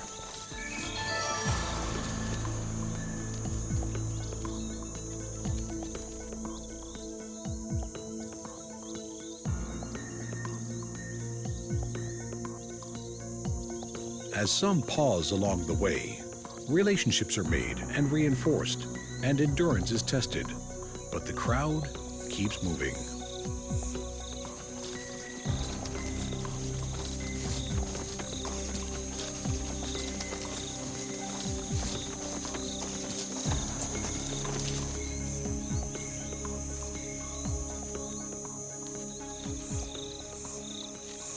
As the dry land they leave behind turns to dust, the migrating masses of animals move further north in an ever-circling loop. The rains ahead of them come later, and the herbivores of the plains follow the green grasses they will bring.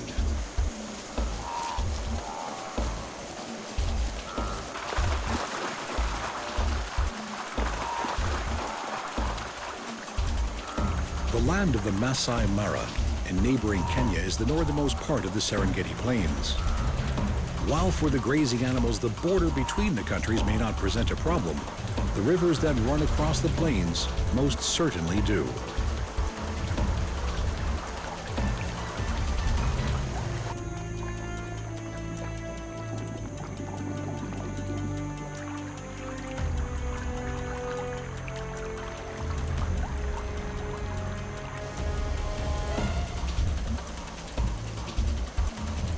River crocodiles are attuned to this annual pilgrimage.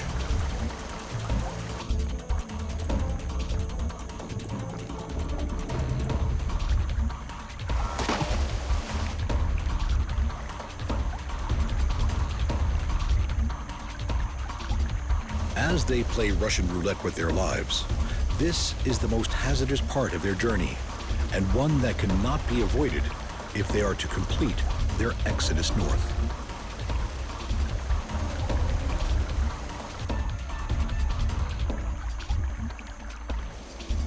Never more alone, and with no option but to cross, thousands of animals plunge themselves into the perilous waters.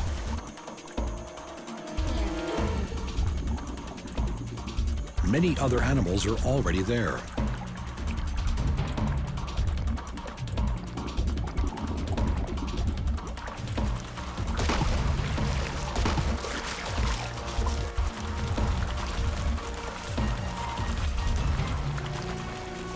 For those in the lethal embrace of the crocodile, it is the end of their journey.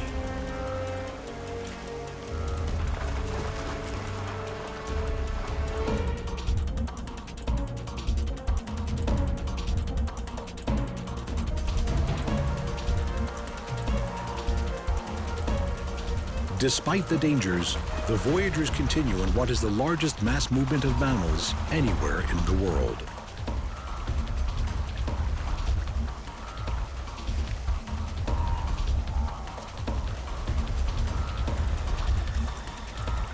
The need for fresh grass and water pulls the migrating vegetarians like a magnet.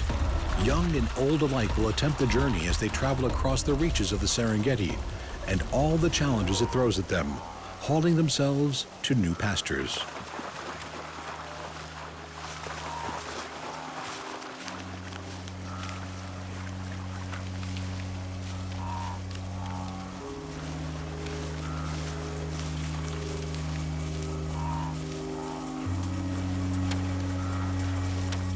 We do not fully understand how these hardy animals know which way to go, but it is likely that it is more than just following the rains and new growth, more than just following the lightning and thunderstorms that predict these.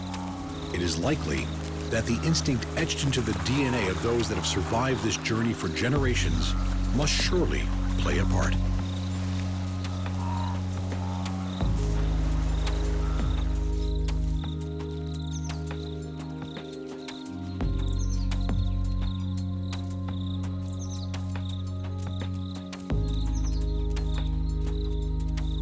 As they journey on, the wildebeest benefit from the superior vision and hearing of the zebra, young wildebeest often watching them for any signs of alarm.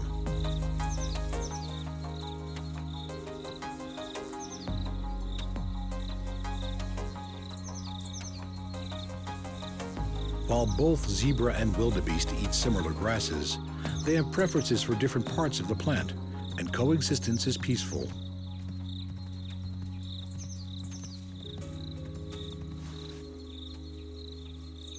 Having made it to the plains of southern Kenya, they can feast and enjoy the time of plenty.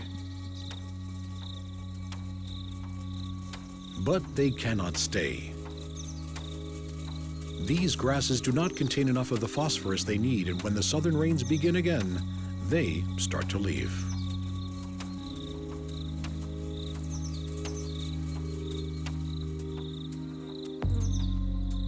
The freshly sprouted grass of the southern Serengeti contains this valuable phosphorus, and it beckons them back as these great wanderers continue the migrations of their life.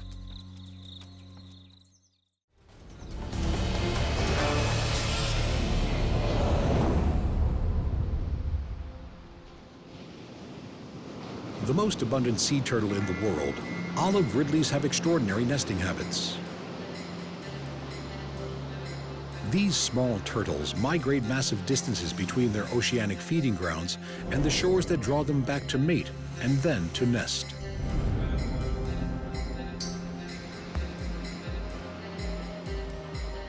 It's an effort that will have taken this female almost everything she has.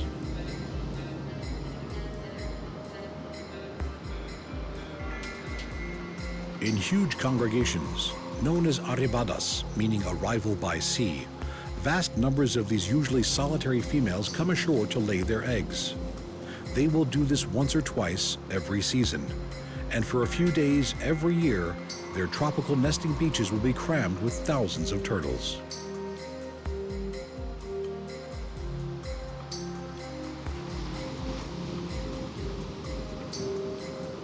Olive ridleys have been seen 4,000 kilometers from shore and have an annual migration from pelagic foraging to coastal nesting site and then all the way back to their oceanic feeding grounds.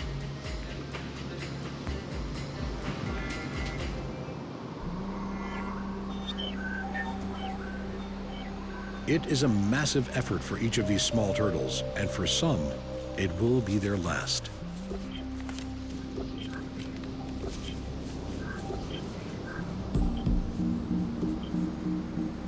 Dragging themselves out of the water, the arriving females lumber on shore, pulling themselves up beaches where they themselves hatched some years before.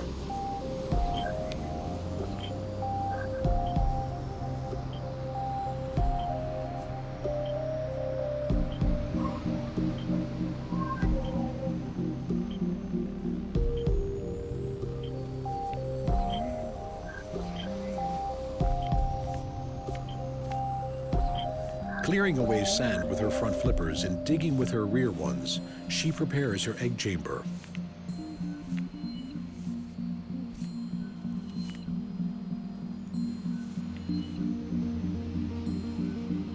Into it, she will deposit around 100 white eggs. This could be the first of up to 3 batches she will lay in one season.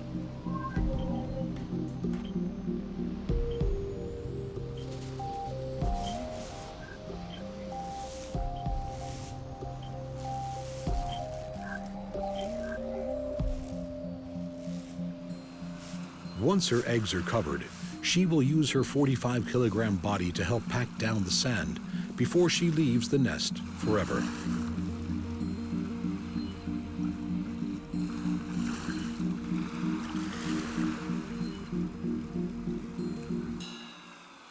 Their work done, the wary females make their way back to the ocean, leaving their eggs to incubate in the warm sands.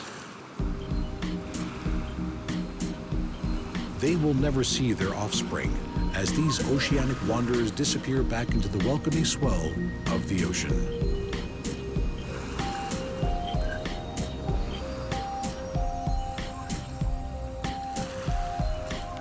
Back on shore, the residents know there is a feast coming.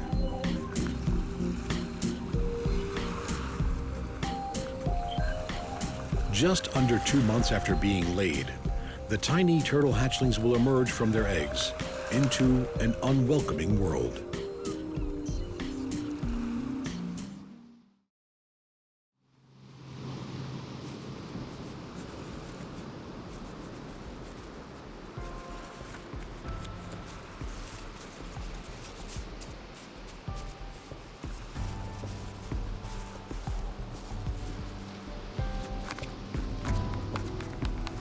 the beach that stretches like a marathon before them is daunting, and their chances of survival are not good. But these little hatchlings must make their first mini migration if they are to survive, and they run the gauntlet of the beach.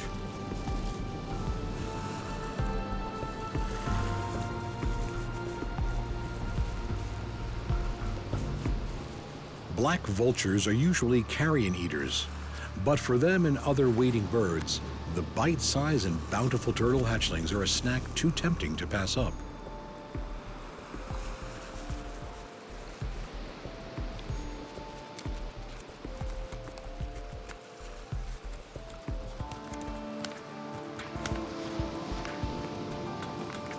Crabs, too, yearn to join the feast.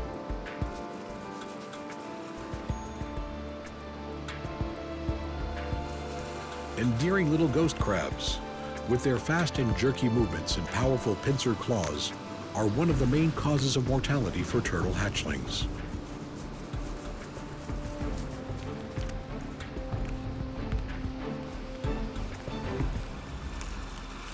For this tiny fighter, it's a lucky day. Making a break for the beckoning surf line, its ocean home is in sight.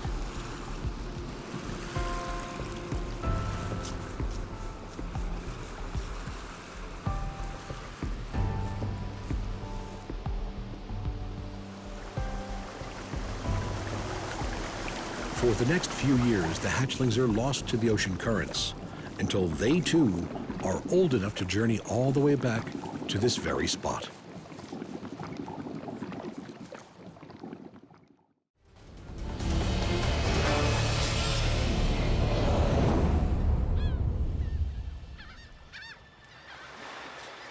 Like the turtle, once it has left land for the first time, a young sooty tern may not go back for years, spending all its time in the ocean skies until it is time to breed.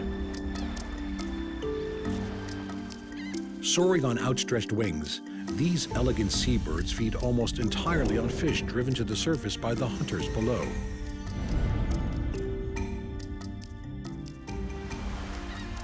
Sooty terns themselves rarely rest on the ocean surface. Their feathers are not water repellent and would get waterlogged, hampering their graceful flight. For this bird, life is in the sky.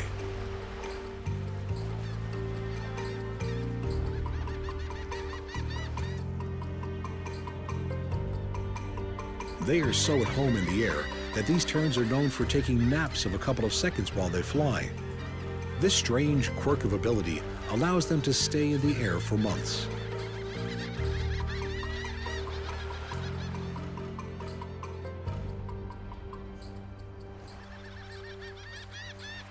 After many weeks at sea, the breeding season beckons, and the terns answer the call, heading inland to the tropical islands of their nesting sites.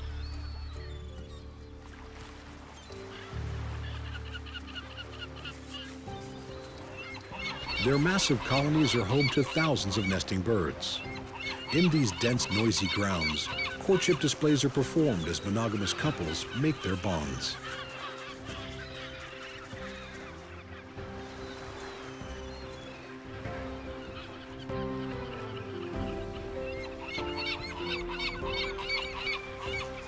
Both parents will incubate a single egg.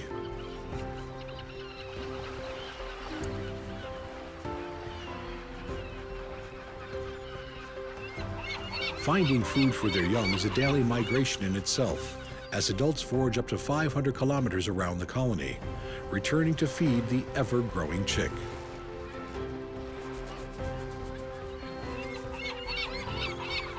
Once the breeding season is over, sooty terns go back to their pelagic lifestyle and spend the next few months back at sea, wintering through the tropical oceans until the need to breed draws them back into land once more.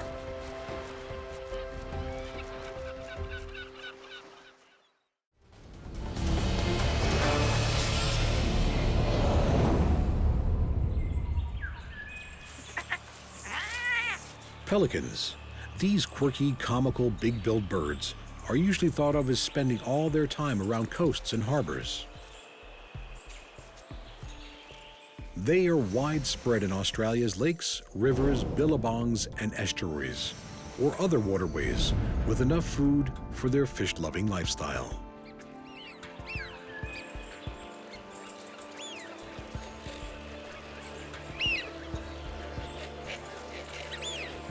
With the longest beak of any bird in the world and a wingspan that can reach 2.5 meters, these are very unusual looking birds, and some of them have a very unusual habit. They migrate, but not over oceans. Some migrate inland.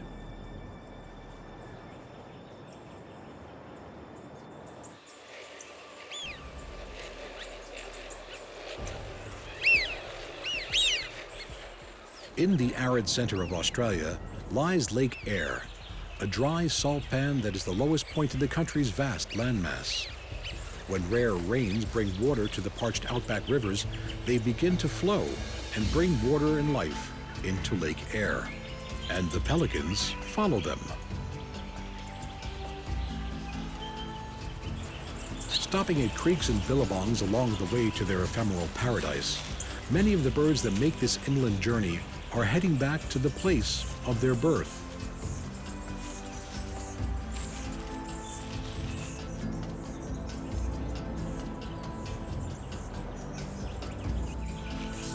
Soaring on thermals, these ingenious animals make a route map from the temporary waterways, following them ever deeper into the outback.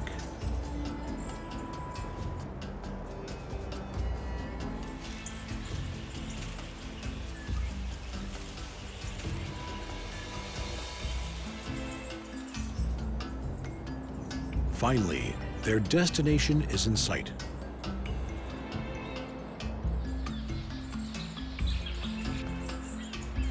As each pelican comes into land on these magical waters, the population of the lake seems to grow by the minute.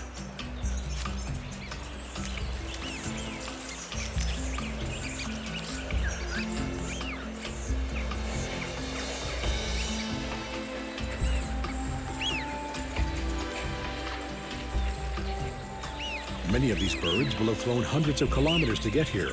It is a journey worth making.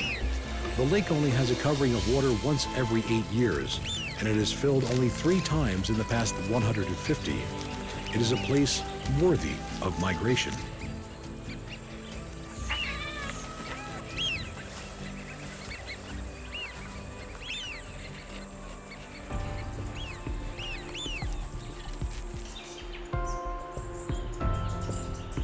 While there is water in plenty, the birds continue to come.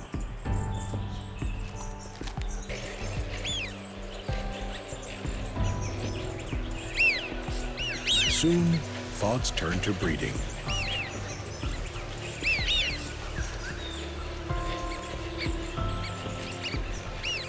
These ground nesters lay 2 or 3 eggs. After just over a month, the first to hatch peeks out of its egg.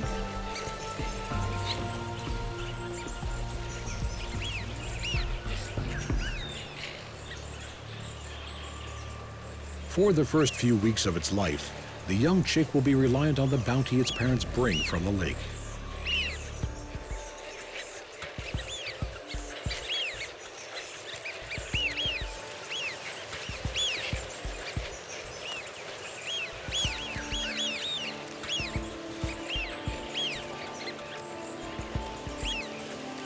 Lured to this fleeting paradise, the pelicans here have a rich start in life.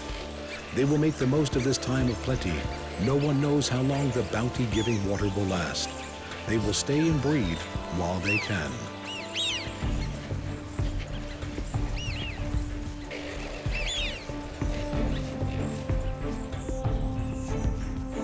Once the waters start to recede, it's time to leave.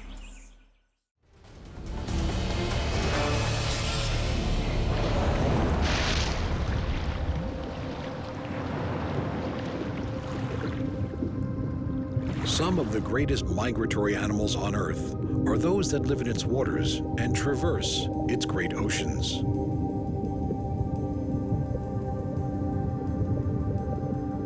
From baleen whales that travel from the nutrient-rich polar waters to warm tropical seas, to the whale shark, whose migrations we barely understand.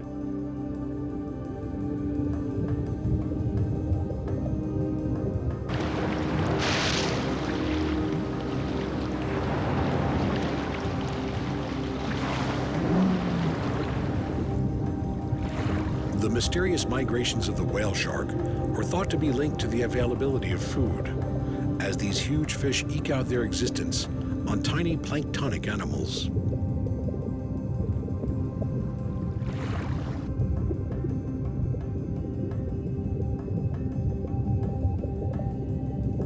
These enormous fish migrate massive distances during their lifetime, with individuals traveling thousands of kilometers, journeys that may take them years. Other, even larger filter feeders migrate to breed.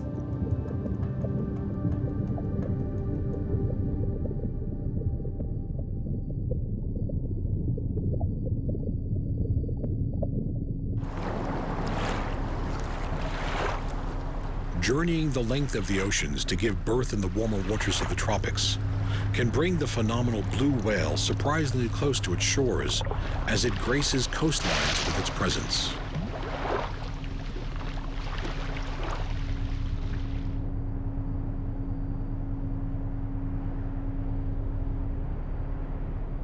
Gliding with an unparalleled grace and elegance, as well as with an unparalleled size, the ocean wanderers know no limits.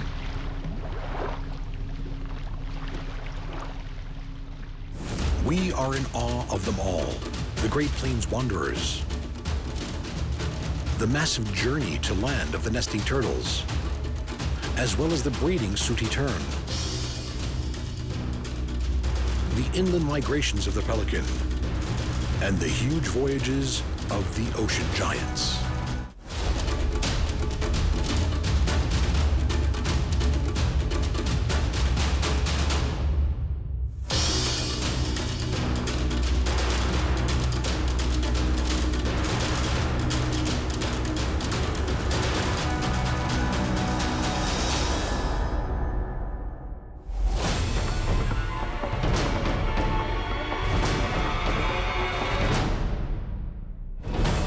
The targeting archerfish, the ambushing portia, the harpooning coneshell and weapon-swinging bolus spiders, slave-making ants, trap-laying antlions, or parasitic pumpelid wasps.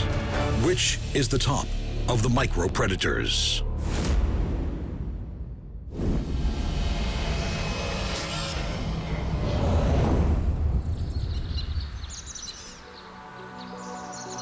Just below the surface of the water is one of nature's most precise miniature hunters, the fabulous archerfish. Able to shoot down their prey with targeted jet-propelled water darts, the archerfish is bullseye accurate. These little fish have a strange hunting preference and feed on insects that live on land, a preference that needs a unique approach to catching their quarry. Pressing their tongues against the groove in the roof of their mouth, the archerfish creates its weapon. Reflections in the water help disguise them from being seen.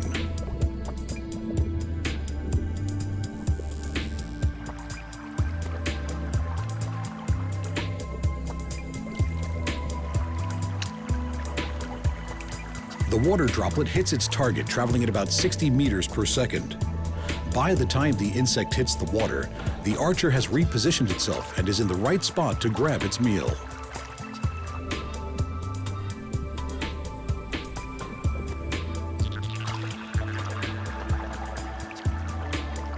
Closing their gills to force out their exploding water darts, they are accurate to up to 2 meters, the equivalent of 20 times the fish's body length.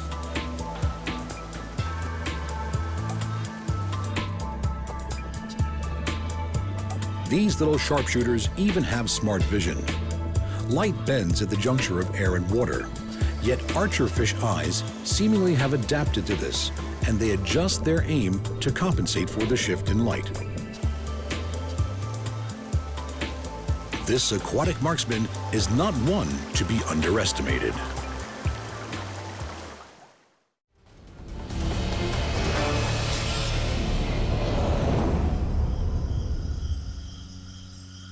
A mere centimeter in length, The Portia spider is one of nature's most capable and intelligent hunters. A formidable serial killer of other spiders, Portias are fast to learn and quick to adapt.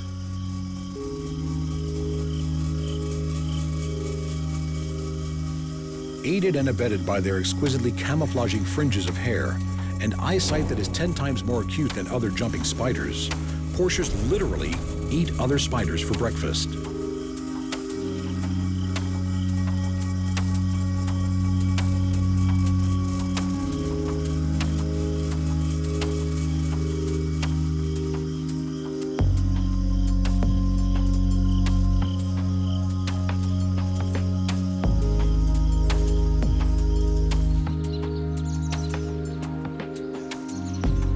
These are particularly accomplished and flexible hunters, with an arsenal of assault techniques and a dangerously clever mind.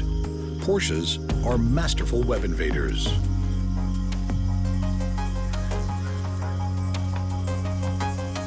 Highly skilled at moving on the silken webs and lines of at least 11 different families of spiders, each with their own unique traits.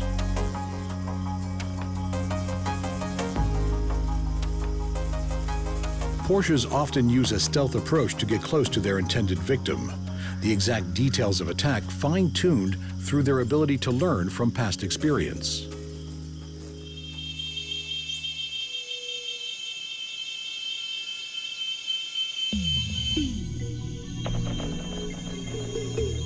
When it comes to this St. Andrew's cross spider, busy wrapping her own food parcel, the Portia's goal is to get close enough to make an ambush strike.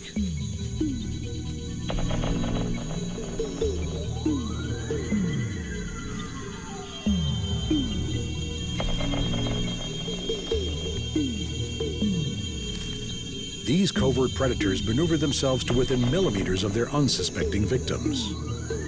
When they make contact, they bear down with a venom-infused bite, strong enough to kill a spider much larger than itself in a mere couple of minutes.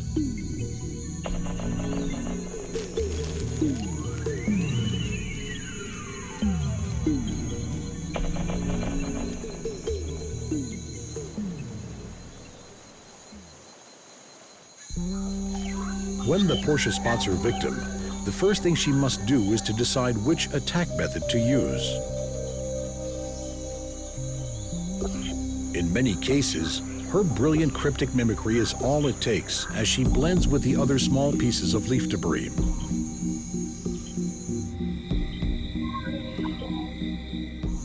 Often choosing to sneak up on their victim from behind, the Portia can remain motionless for hours.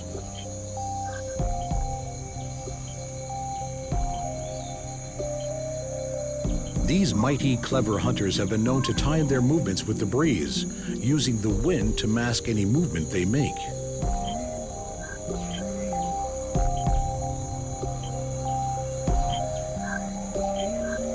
They will eat a spider at least the same size as themselves every 2 to 3 days. What works for one victim may need rethinking for the next.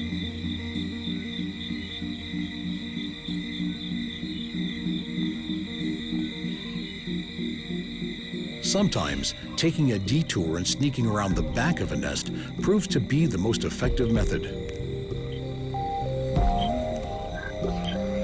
A keen predator of young and old alike, these emerging redback spiderlings are far from safe.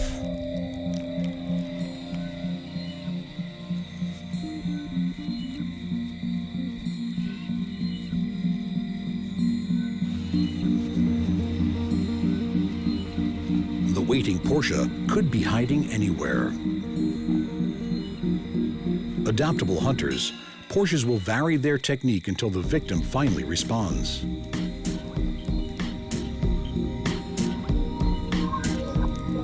A winning method is to strum on the web lines of their intended prey. Either they will simulate the mating signals or try with a simulation of the web owner's own struggling prey, all intended to entice the homeowner out to investigate.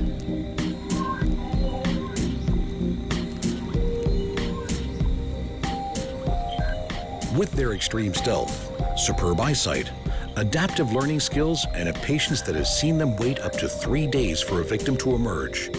These little predators are one of the best there is.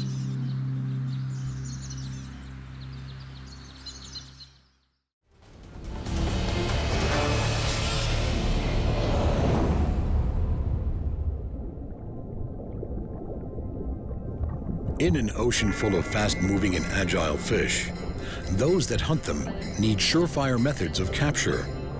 So it is perhaps surprising that one of their most deadly adversaries is a very slow-moving snail.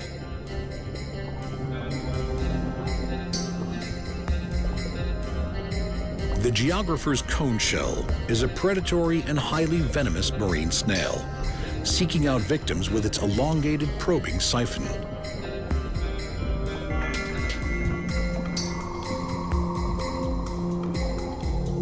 The lethal capabilities of this cone shell come from the venom that is supplied to its victim via a harpoon-like dart that shoots out from its proboscis.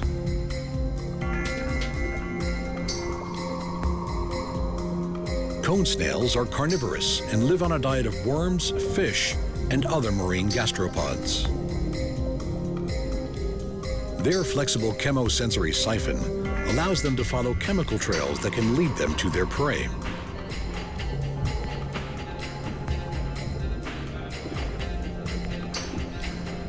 When that prey is a small fish, their hunting technique is particularly impressive.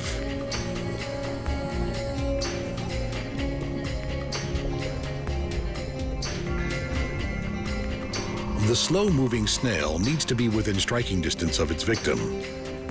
Once it is, it's a very dangerous place for any unknowing small fish to be.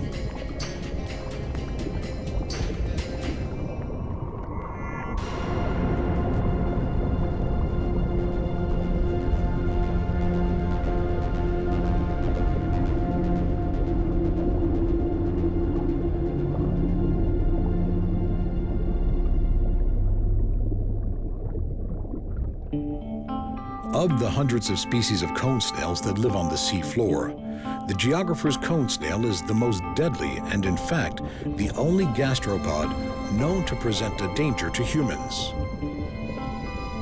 The venom compounds of the geographer's cone snail are some of the most complex known in the animal world. Injected by a disposable harpoon that shoots out through the snail's proboscis, the toxins act in seconds.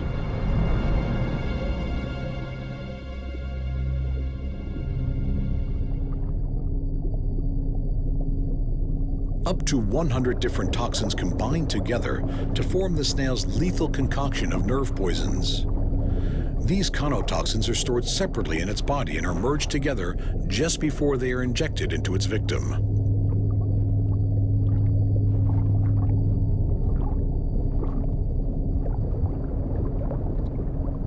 Its hugely flexible mouth allows this snail to dip into the vulnerable areas of some prey and completely engulf others.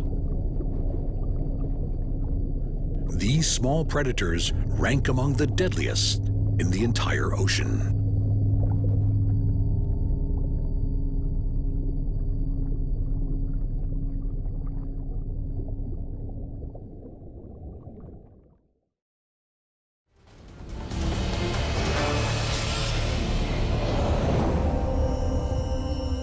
As the day comes to an end and darkness sets in, one of the world's most deceptive hunters begins her nightly rituals. Dangling from the silken trapeze line she has just laid, the female bolus spider spins a short silken thread punctuated with tiny globules and ending in one huge sticky silken bolus. She has already wafted her scented pheromone lure into the air. Female bolus spiders seldom grow to be more than 1 or 2 centimeters. Their name is derived from the powerful South American hunting weapon made of stone balls and a rope.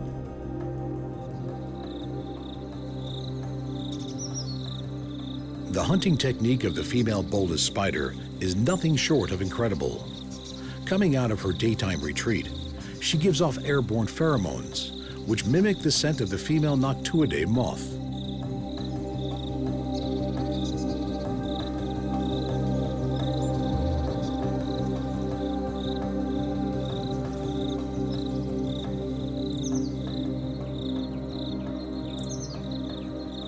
Lured in by the false scent, male moths downwind of the spider flutter towards it.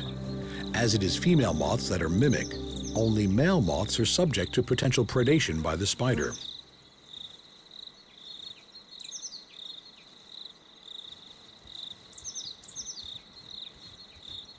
The deadly sticky bolus is made and released.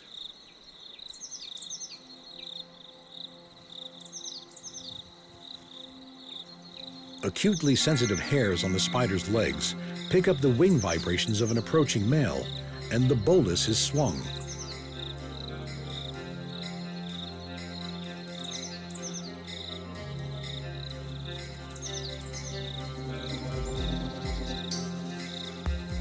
Caught in tethered flight by the sticky globule, the fluttering moth stands little chance of escape.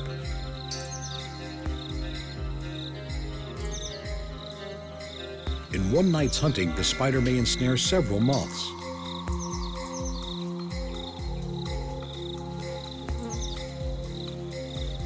The sticky globule of the spider's bolus penetrates through the moth's scales to the underlying cuticle as this tiny huntress hauls in the hapless moth.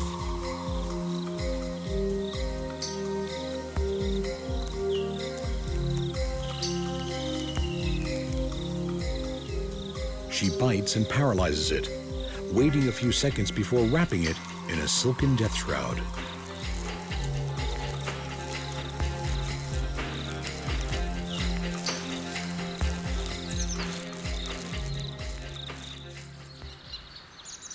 Bolus spiders spend their days in retreats in trees and tall shrubs that are rarely less than 2 meters above the ground.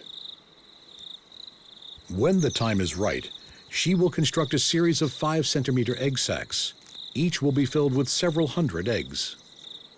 The bolus spider is truly a magnificent creature.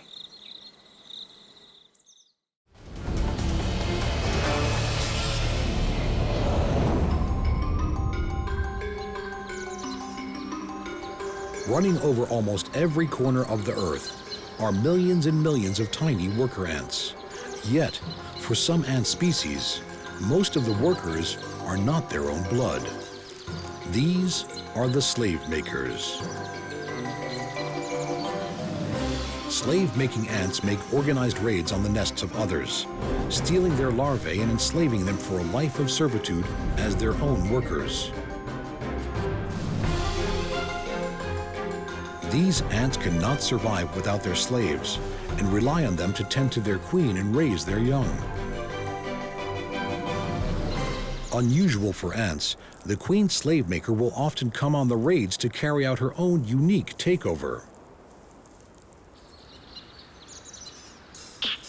Having found her way to the Formica ant queen, the queen slave maker launches her attack. She will take on the identity of the soon-to-be-dead Formica queen, mimicking her using the pheromones she has consumed from her body. Releasing these chemicals, the Formica ants will fall under the slave queen's spell. The workers, too, have been busy. Thousands of Polyergus ants, the slave makers, return from a nest raid carrying their bounty, the larvae of the Formica ants.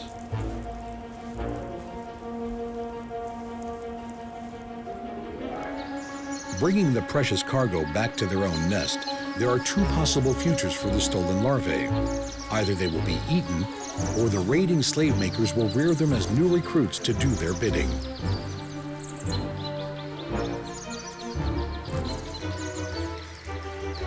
So complete is the takeover that the slaves will groom and feed both the larva and the queen of their rulers, even defending the colony against attacks by other insects.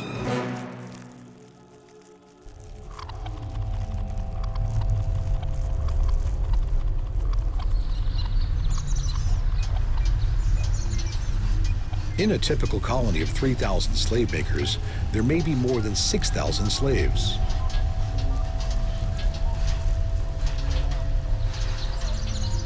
With a minute body that averages between 5 and 10 millimeters in length, like all ants, these tiny predators are incredibly strong.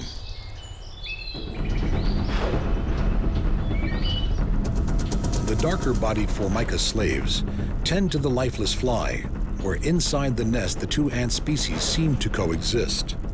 Formicas appearing to be more like helpers than slaves to the powerful Polyergus.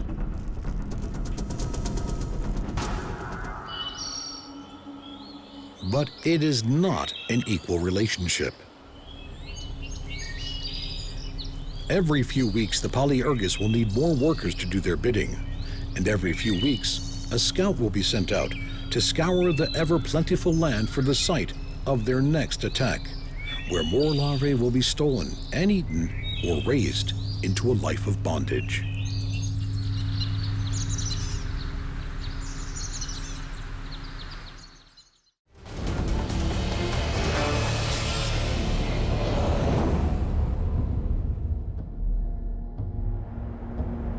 Throughout the sandy soils that blanket the earth, there are hundreds of species of ants, making a living on the land they find themselves. Yet there is one insect whose larvae makes a living on them, the 1.5 centimeter, cunning, powerful, ferocious, and often inconspicuous antlion. The larval antlion is a formidable predator. With an oversized head, spiny jaws, and preying on ants at least its own size, this little larva is a lion amongst the world's ants. Using its massive jaws to flick away sand, the antlion digs out a pit in the sand. These conical traps are the size of a coin and 2 or 3 centimeters deep, massive in the miniature world of antlion and its hapless victims.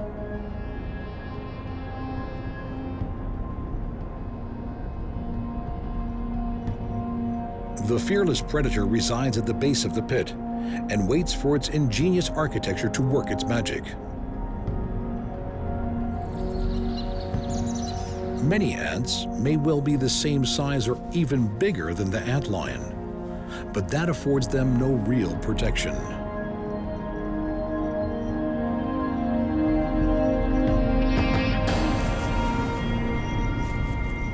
The loose, sloping walls of the lion's pit are a death slide to tiny passers-by.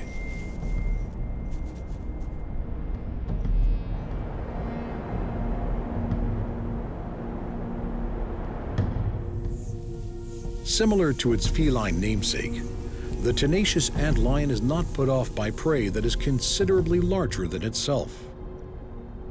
The sloping sides of the pits, with their loose gravel sand walls, are almost impossible to climb out of or escape from before falling back down and into the waiting jaws of death.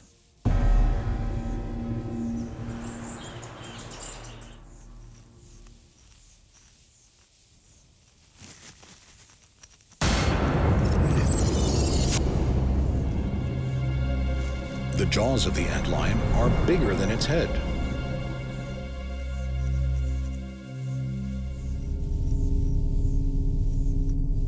Once it has its victims in its pincer grasp, the tiny needle-like teeth of the antlion inject their prey with venom. The sucking tubes of its mouthparts will feast on the meal.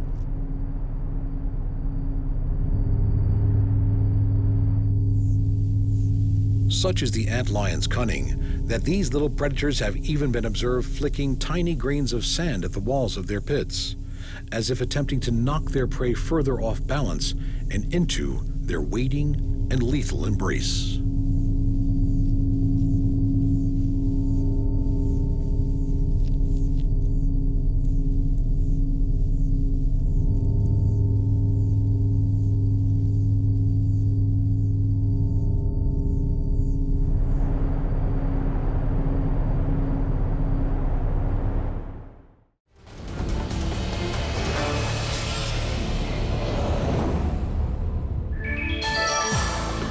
In the dunes of the Namib Desert is a little wasp that seeks out a very certain type of prey. Pompilid wasps, also known as spider wasps, are named after the food they seek, and they are extremely good at seeking it. These wasps can sniff out a favorite spider in its burrow and are capable of shifting a massive amount of sand to get to it. But eating it is not its intention. Pompilid wasps are parasitic. Once a spider is caught, the wasp lays a single egg in its abdomen before sealing it in its burrow, leaving it as a living meal waiting for the arrival of the developing wasp.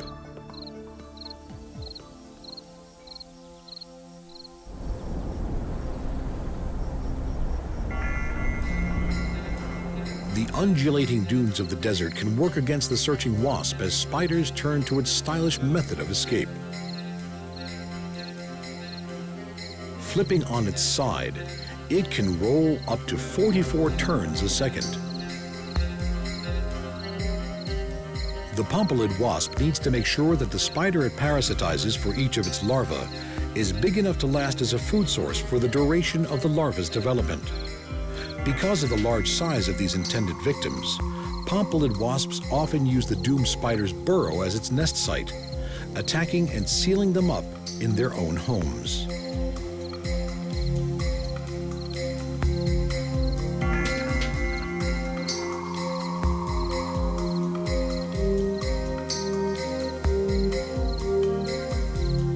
Sometimes, though, the wheels turn in favor of the spider, as it makes an elegantly acrobatic retreat, leaving its tormentor to hunt elsewhere.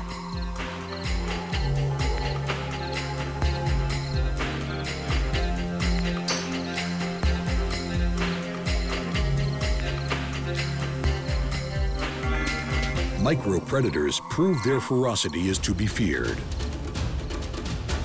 Archerfish that spit their lethal water darts. Portias ambush other spiders. Cone shells harpoon fish. Bolus spiders bludgeon moths. Ants enslave other ants. Antlions ensnare their prey. And wasps parasitize spiders.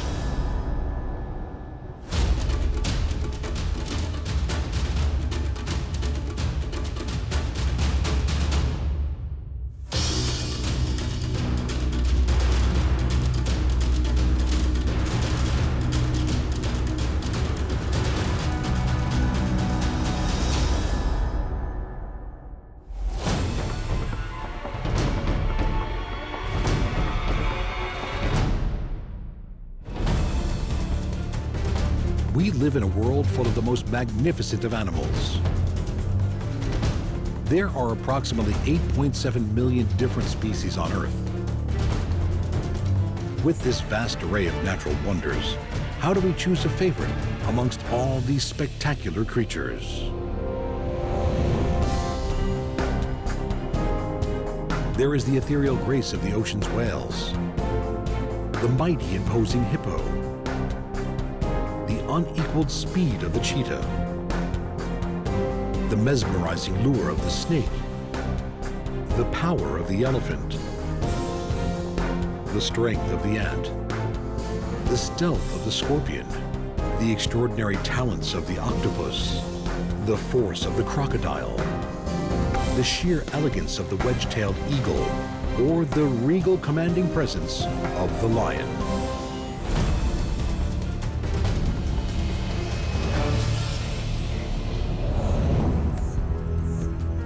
Of all the creatures of the vast and often desolate African plains, when it comes to speed and elegance, there is one that stands out from all the others. The graceful cheetah sits poised. Her eyesight is so advanced, she can pick out her prey from 5 kilometers away. Her long limbs and superb hearing work in harmony with her ultra-flexible body. At full sprint, the cheetah's phenomenally flexible spine curves and dips, giving it a stride that can cover 8 meters. It takes 3 of these every second.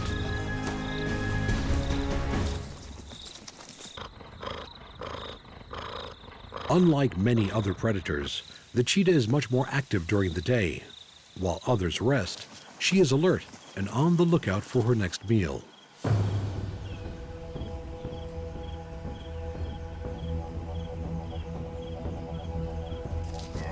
The cheetah's prowess is unquestionable.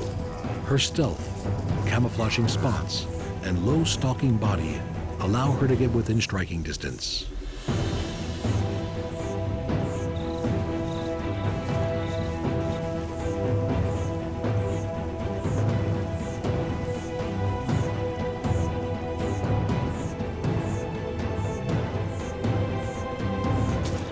Reaching 113 kilometers an hour in 3 seconds, this elegant speed hunter knows no rival.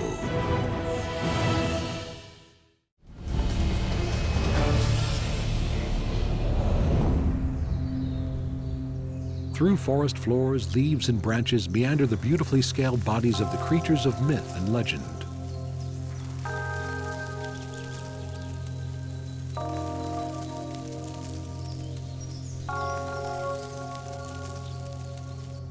Tasting the air as their elongated bodies disappear in the undergrowth, their superb camouflage and the mesmerizing shimmer of their scales adds to the mystery and intrigue of the snake and nature in perfect harmony.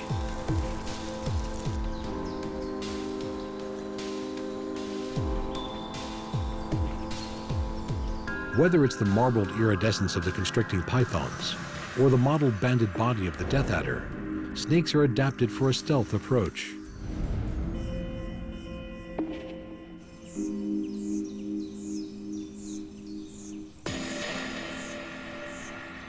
This skink may be safe here, but a few centimeters away, the master striker waits.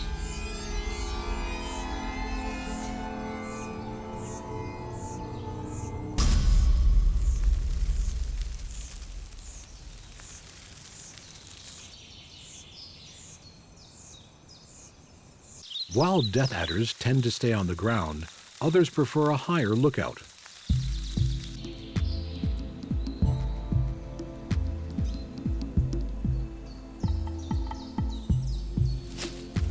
Equally a home amongst the leaf litter of the forest floor, or winding amongst the branches of its trees, carpet pythons have a sinuous beauty few can match.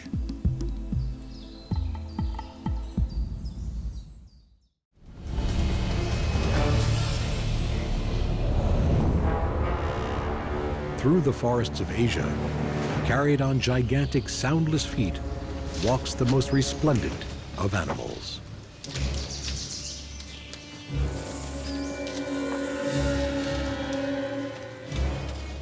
The Asian elephant, at 3 meters tall, 6 meters long, and with a body that weighs over 5 tons, is heralded as one of the most sacred animals on Earth.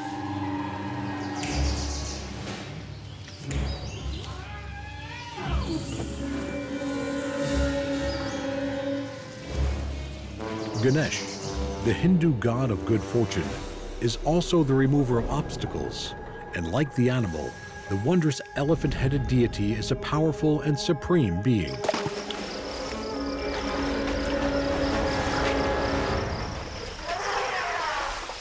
Water-loving Asian elephants delight in the baths they must take, not just for pleasure, but also to cool and cleanse their massive bodies.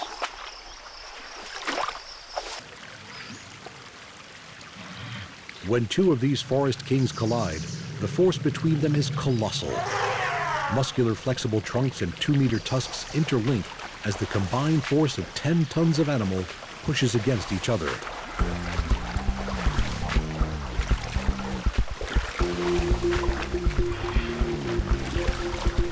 Powerful, intelligent, worshipped and adored, these mighty elephants rule the forests.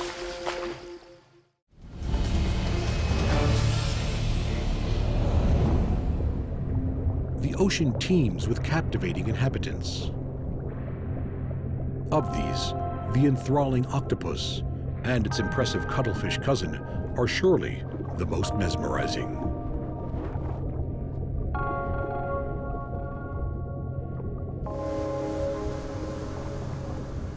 Their array of vanishing tricks is second to none. Ranging from the massive 5-meter giant octopus to the golf ball-sized blue ring and the tiny 1.5-centimeter wolfie, all octopuses are incredibly smart.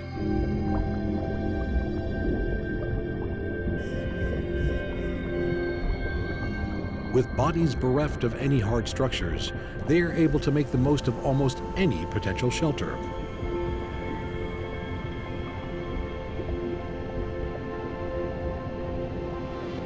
Even if they have to make the final adjustments themselves.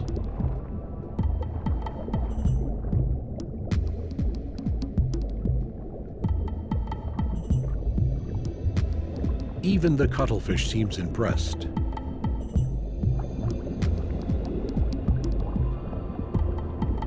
Eight suckered arms pull in the new shelter to the required position, while its three hearts pump its blue blood around its amazing body.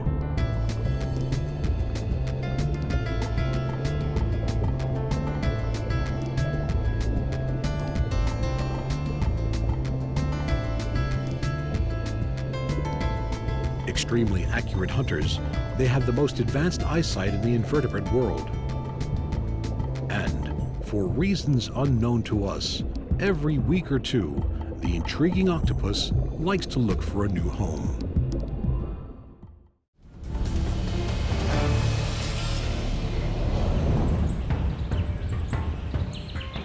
To fly like an eagle is synonymous with being graceful and free. To fly like the mightiest of all eagles is to master the very skies.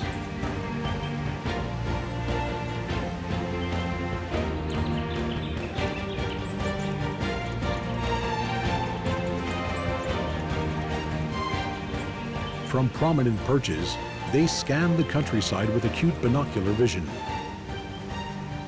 Mating for life and sharing chick-rearing duties, a pair of wedge-tailed eagles present a formidable and strikingly beautiful couple.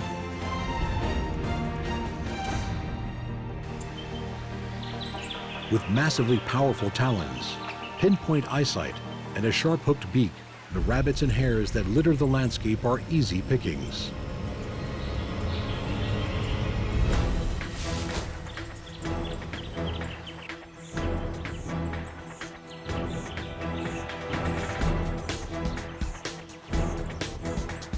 A phenomenal wingspan of over 2 meters, on wings edged with long slotted flight feathers, carry the eagle in its perfect low-flying approach.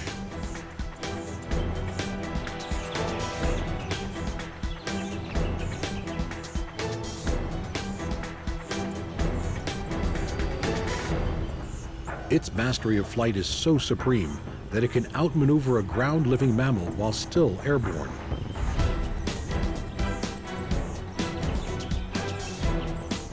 When wedge-tailed eagles choose to take to higher skies, they can soar on air currents for hours and reach altitudes of over 2,000 meters.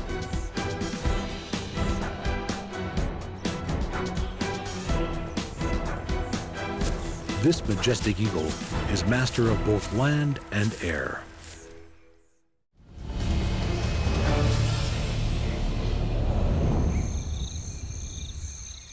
On almost every landmass on Earth, in deserts, savannas, in trees and amongst rocks, on sand and in the leaf litter, are scurrying animals with great powers. Scorpions. With their characteristic stinging tail and ominously powerful pincers, these arachnids are ones we all recognize. From the huge emperor scorpions of Africa to the highly venomous Arizona bark scorpion, there are over 1,000 species of scorpions throughout the world.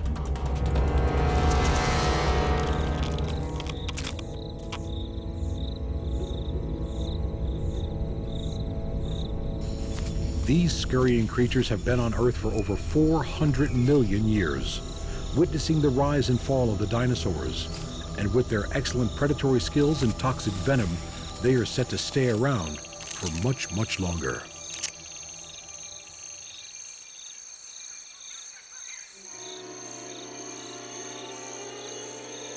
The imposing figure of a scorpion is most often seen at night, as these nocturnal hunters avoid the harsh sunlight of the day.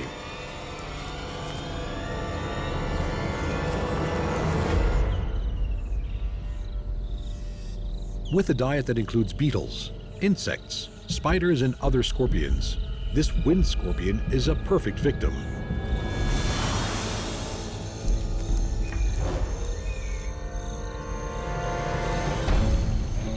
The sting in the tail of a scorpion can vary massively in the venom it carries. But one thing is for sure, it will be delivered with surgical precision, and the dining scorpion will feast.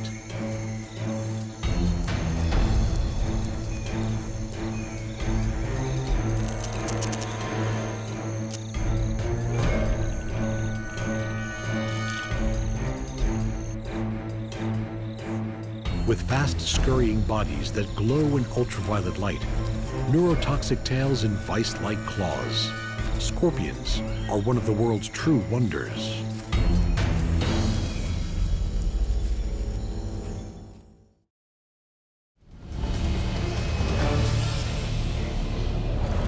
Some animals we instantly respect.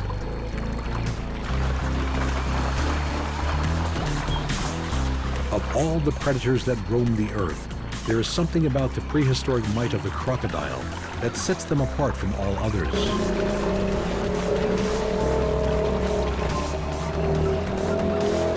Saltwater and Nile crocodiles are two of the largest species that exist. With powerful bodies adapted for stealth, these superb predators seem to know no fear.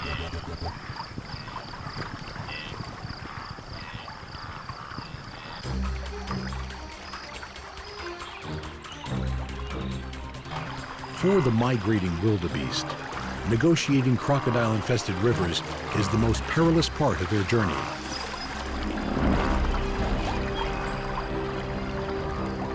Like elite aquatic snipers, they enter the water with barely a sound as the oncoming feast makes its way towards them.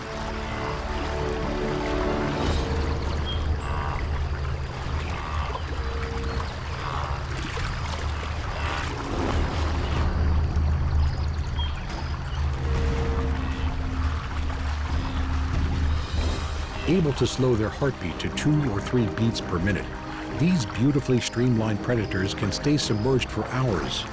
Magnifying crystals in their eyes and a second transparent eyelid help these haunting creatures to stay both invisible and all-seeing right until the end.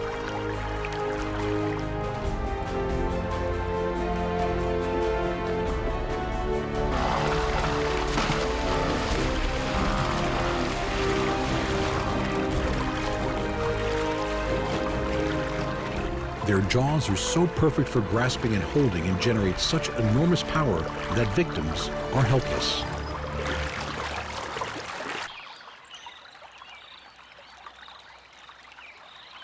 The jaw of a 4.5-meter saltwater crocodile can generate 2 tons of pressure, enough for their teeth to be able to puncture through metal.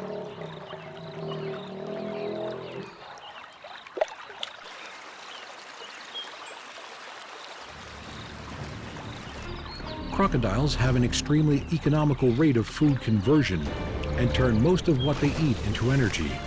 This inbuilt efficiency helps them to be able to go for months without eating.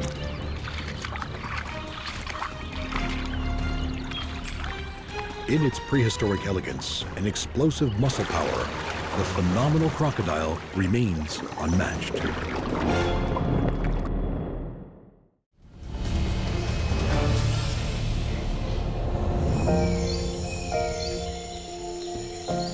Green weaver ants are miraculous for a great many reasons.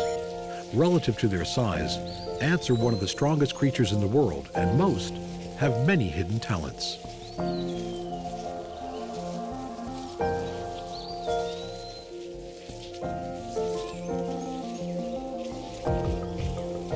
Green ants construct several communal nests that between them can hold a colony of up to 500,000 of these tiny, highly cooperative little insects.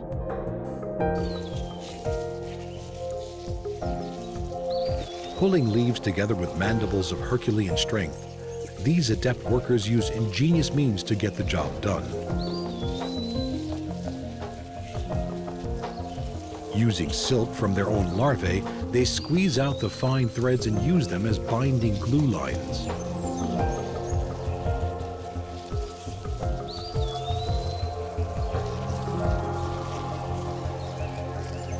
With the larval glue packets being constantly supplied by the worker ants, the ceaseless efforts of the colony continue until the task is complete.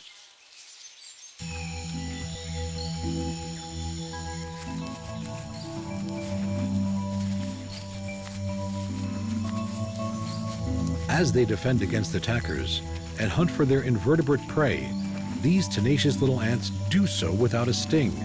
Instead, they can follow up their hefty bite with a squirt of formic acid from their rear end.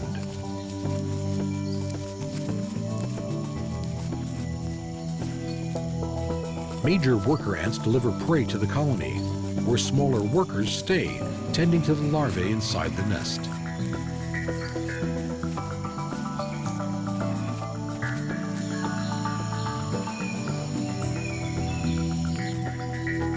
Such is the success of the ant world that in total the weight of the world's ants is similar to the weight of its humans.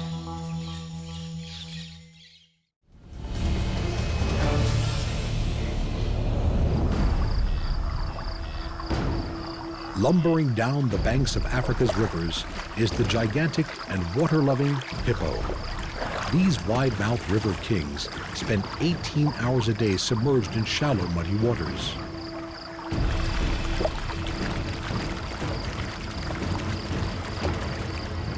With thick tusks that can grow to half a meter and a gape of an incredible 150 degrees, the hippo has one of the most powerful bite forces in the animal kingdom.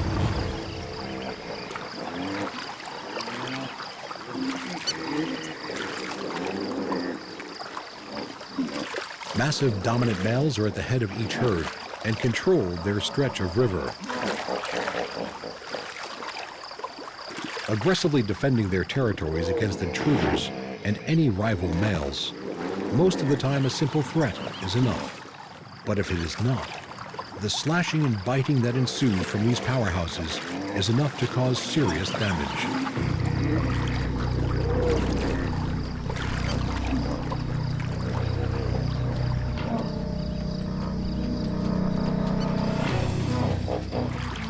The other side of hippo life is the gentle, nurturing start the young get from their mothers. Although the young calf will be weaned by the time it is 18 months old, many stay by the protective sides of their mother until they are 7 or 8, often accompanied by older brothers or sisters.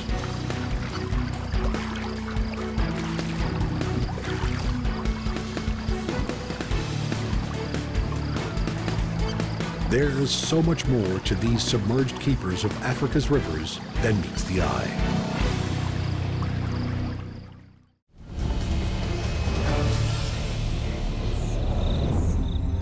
The sheer size of some of the world's largest herbivores is enough to deter many predators, but not all.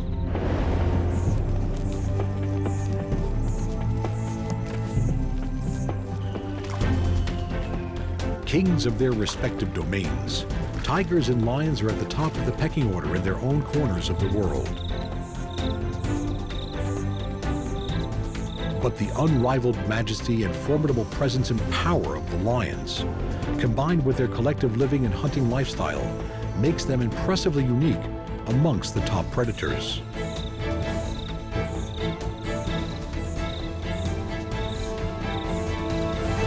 With a roar that resonates for 8 kilometers over the plains, their presence is heard even where it can't be seen.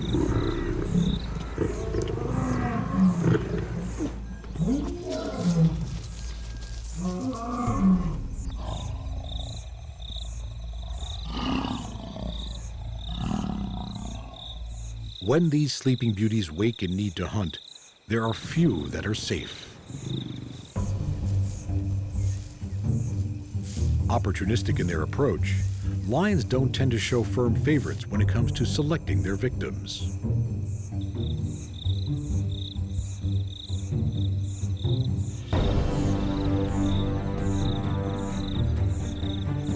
Lions are equal opportunity hunters, and for them, anything is fair game.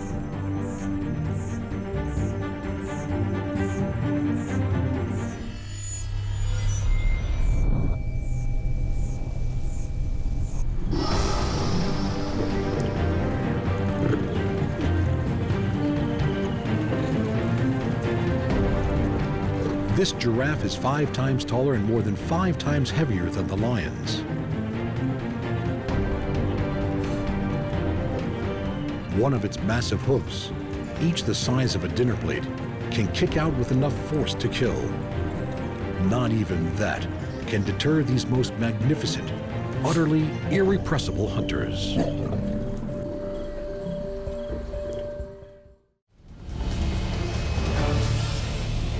To appreciate the grace that can come with sheer size, we have to look underneath the surface. The humpback whales that fill the oceans with their haunting song are but some of its giants.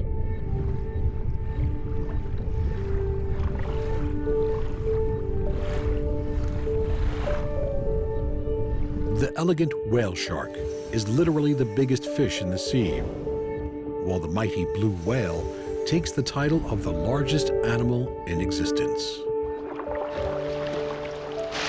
It is 30 meters long and weighs almost 200 tons. The whale shark, with its modest maximums of 20 meters and 20 tons, is delicate in comparison. With graceful undulations of their tail and dappled spots that merge with water-breaking sunlight, whale sharks glide through the world's tropical waters.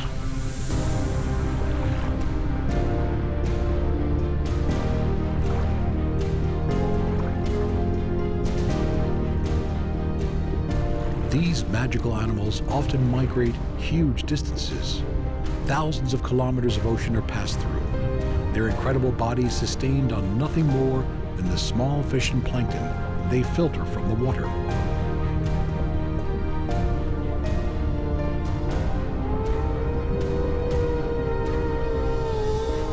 With mouths over a meter wide, the sublimely graceful whale shark can filter over 6,000 liters of water every hour.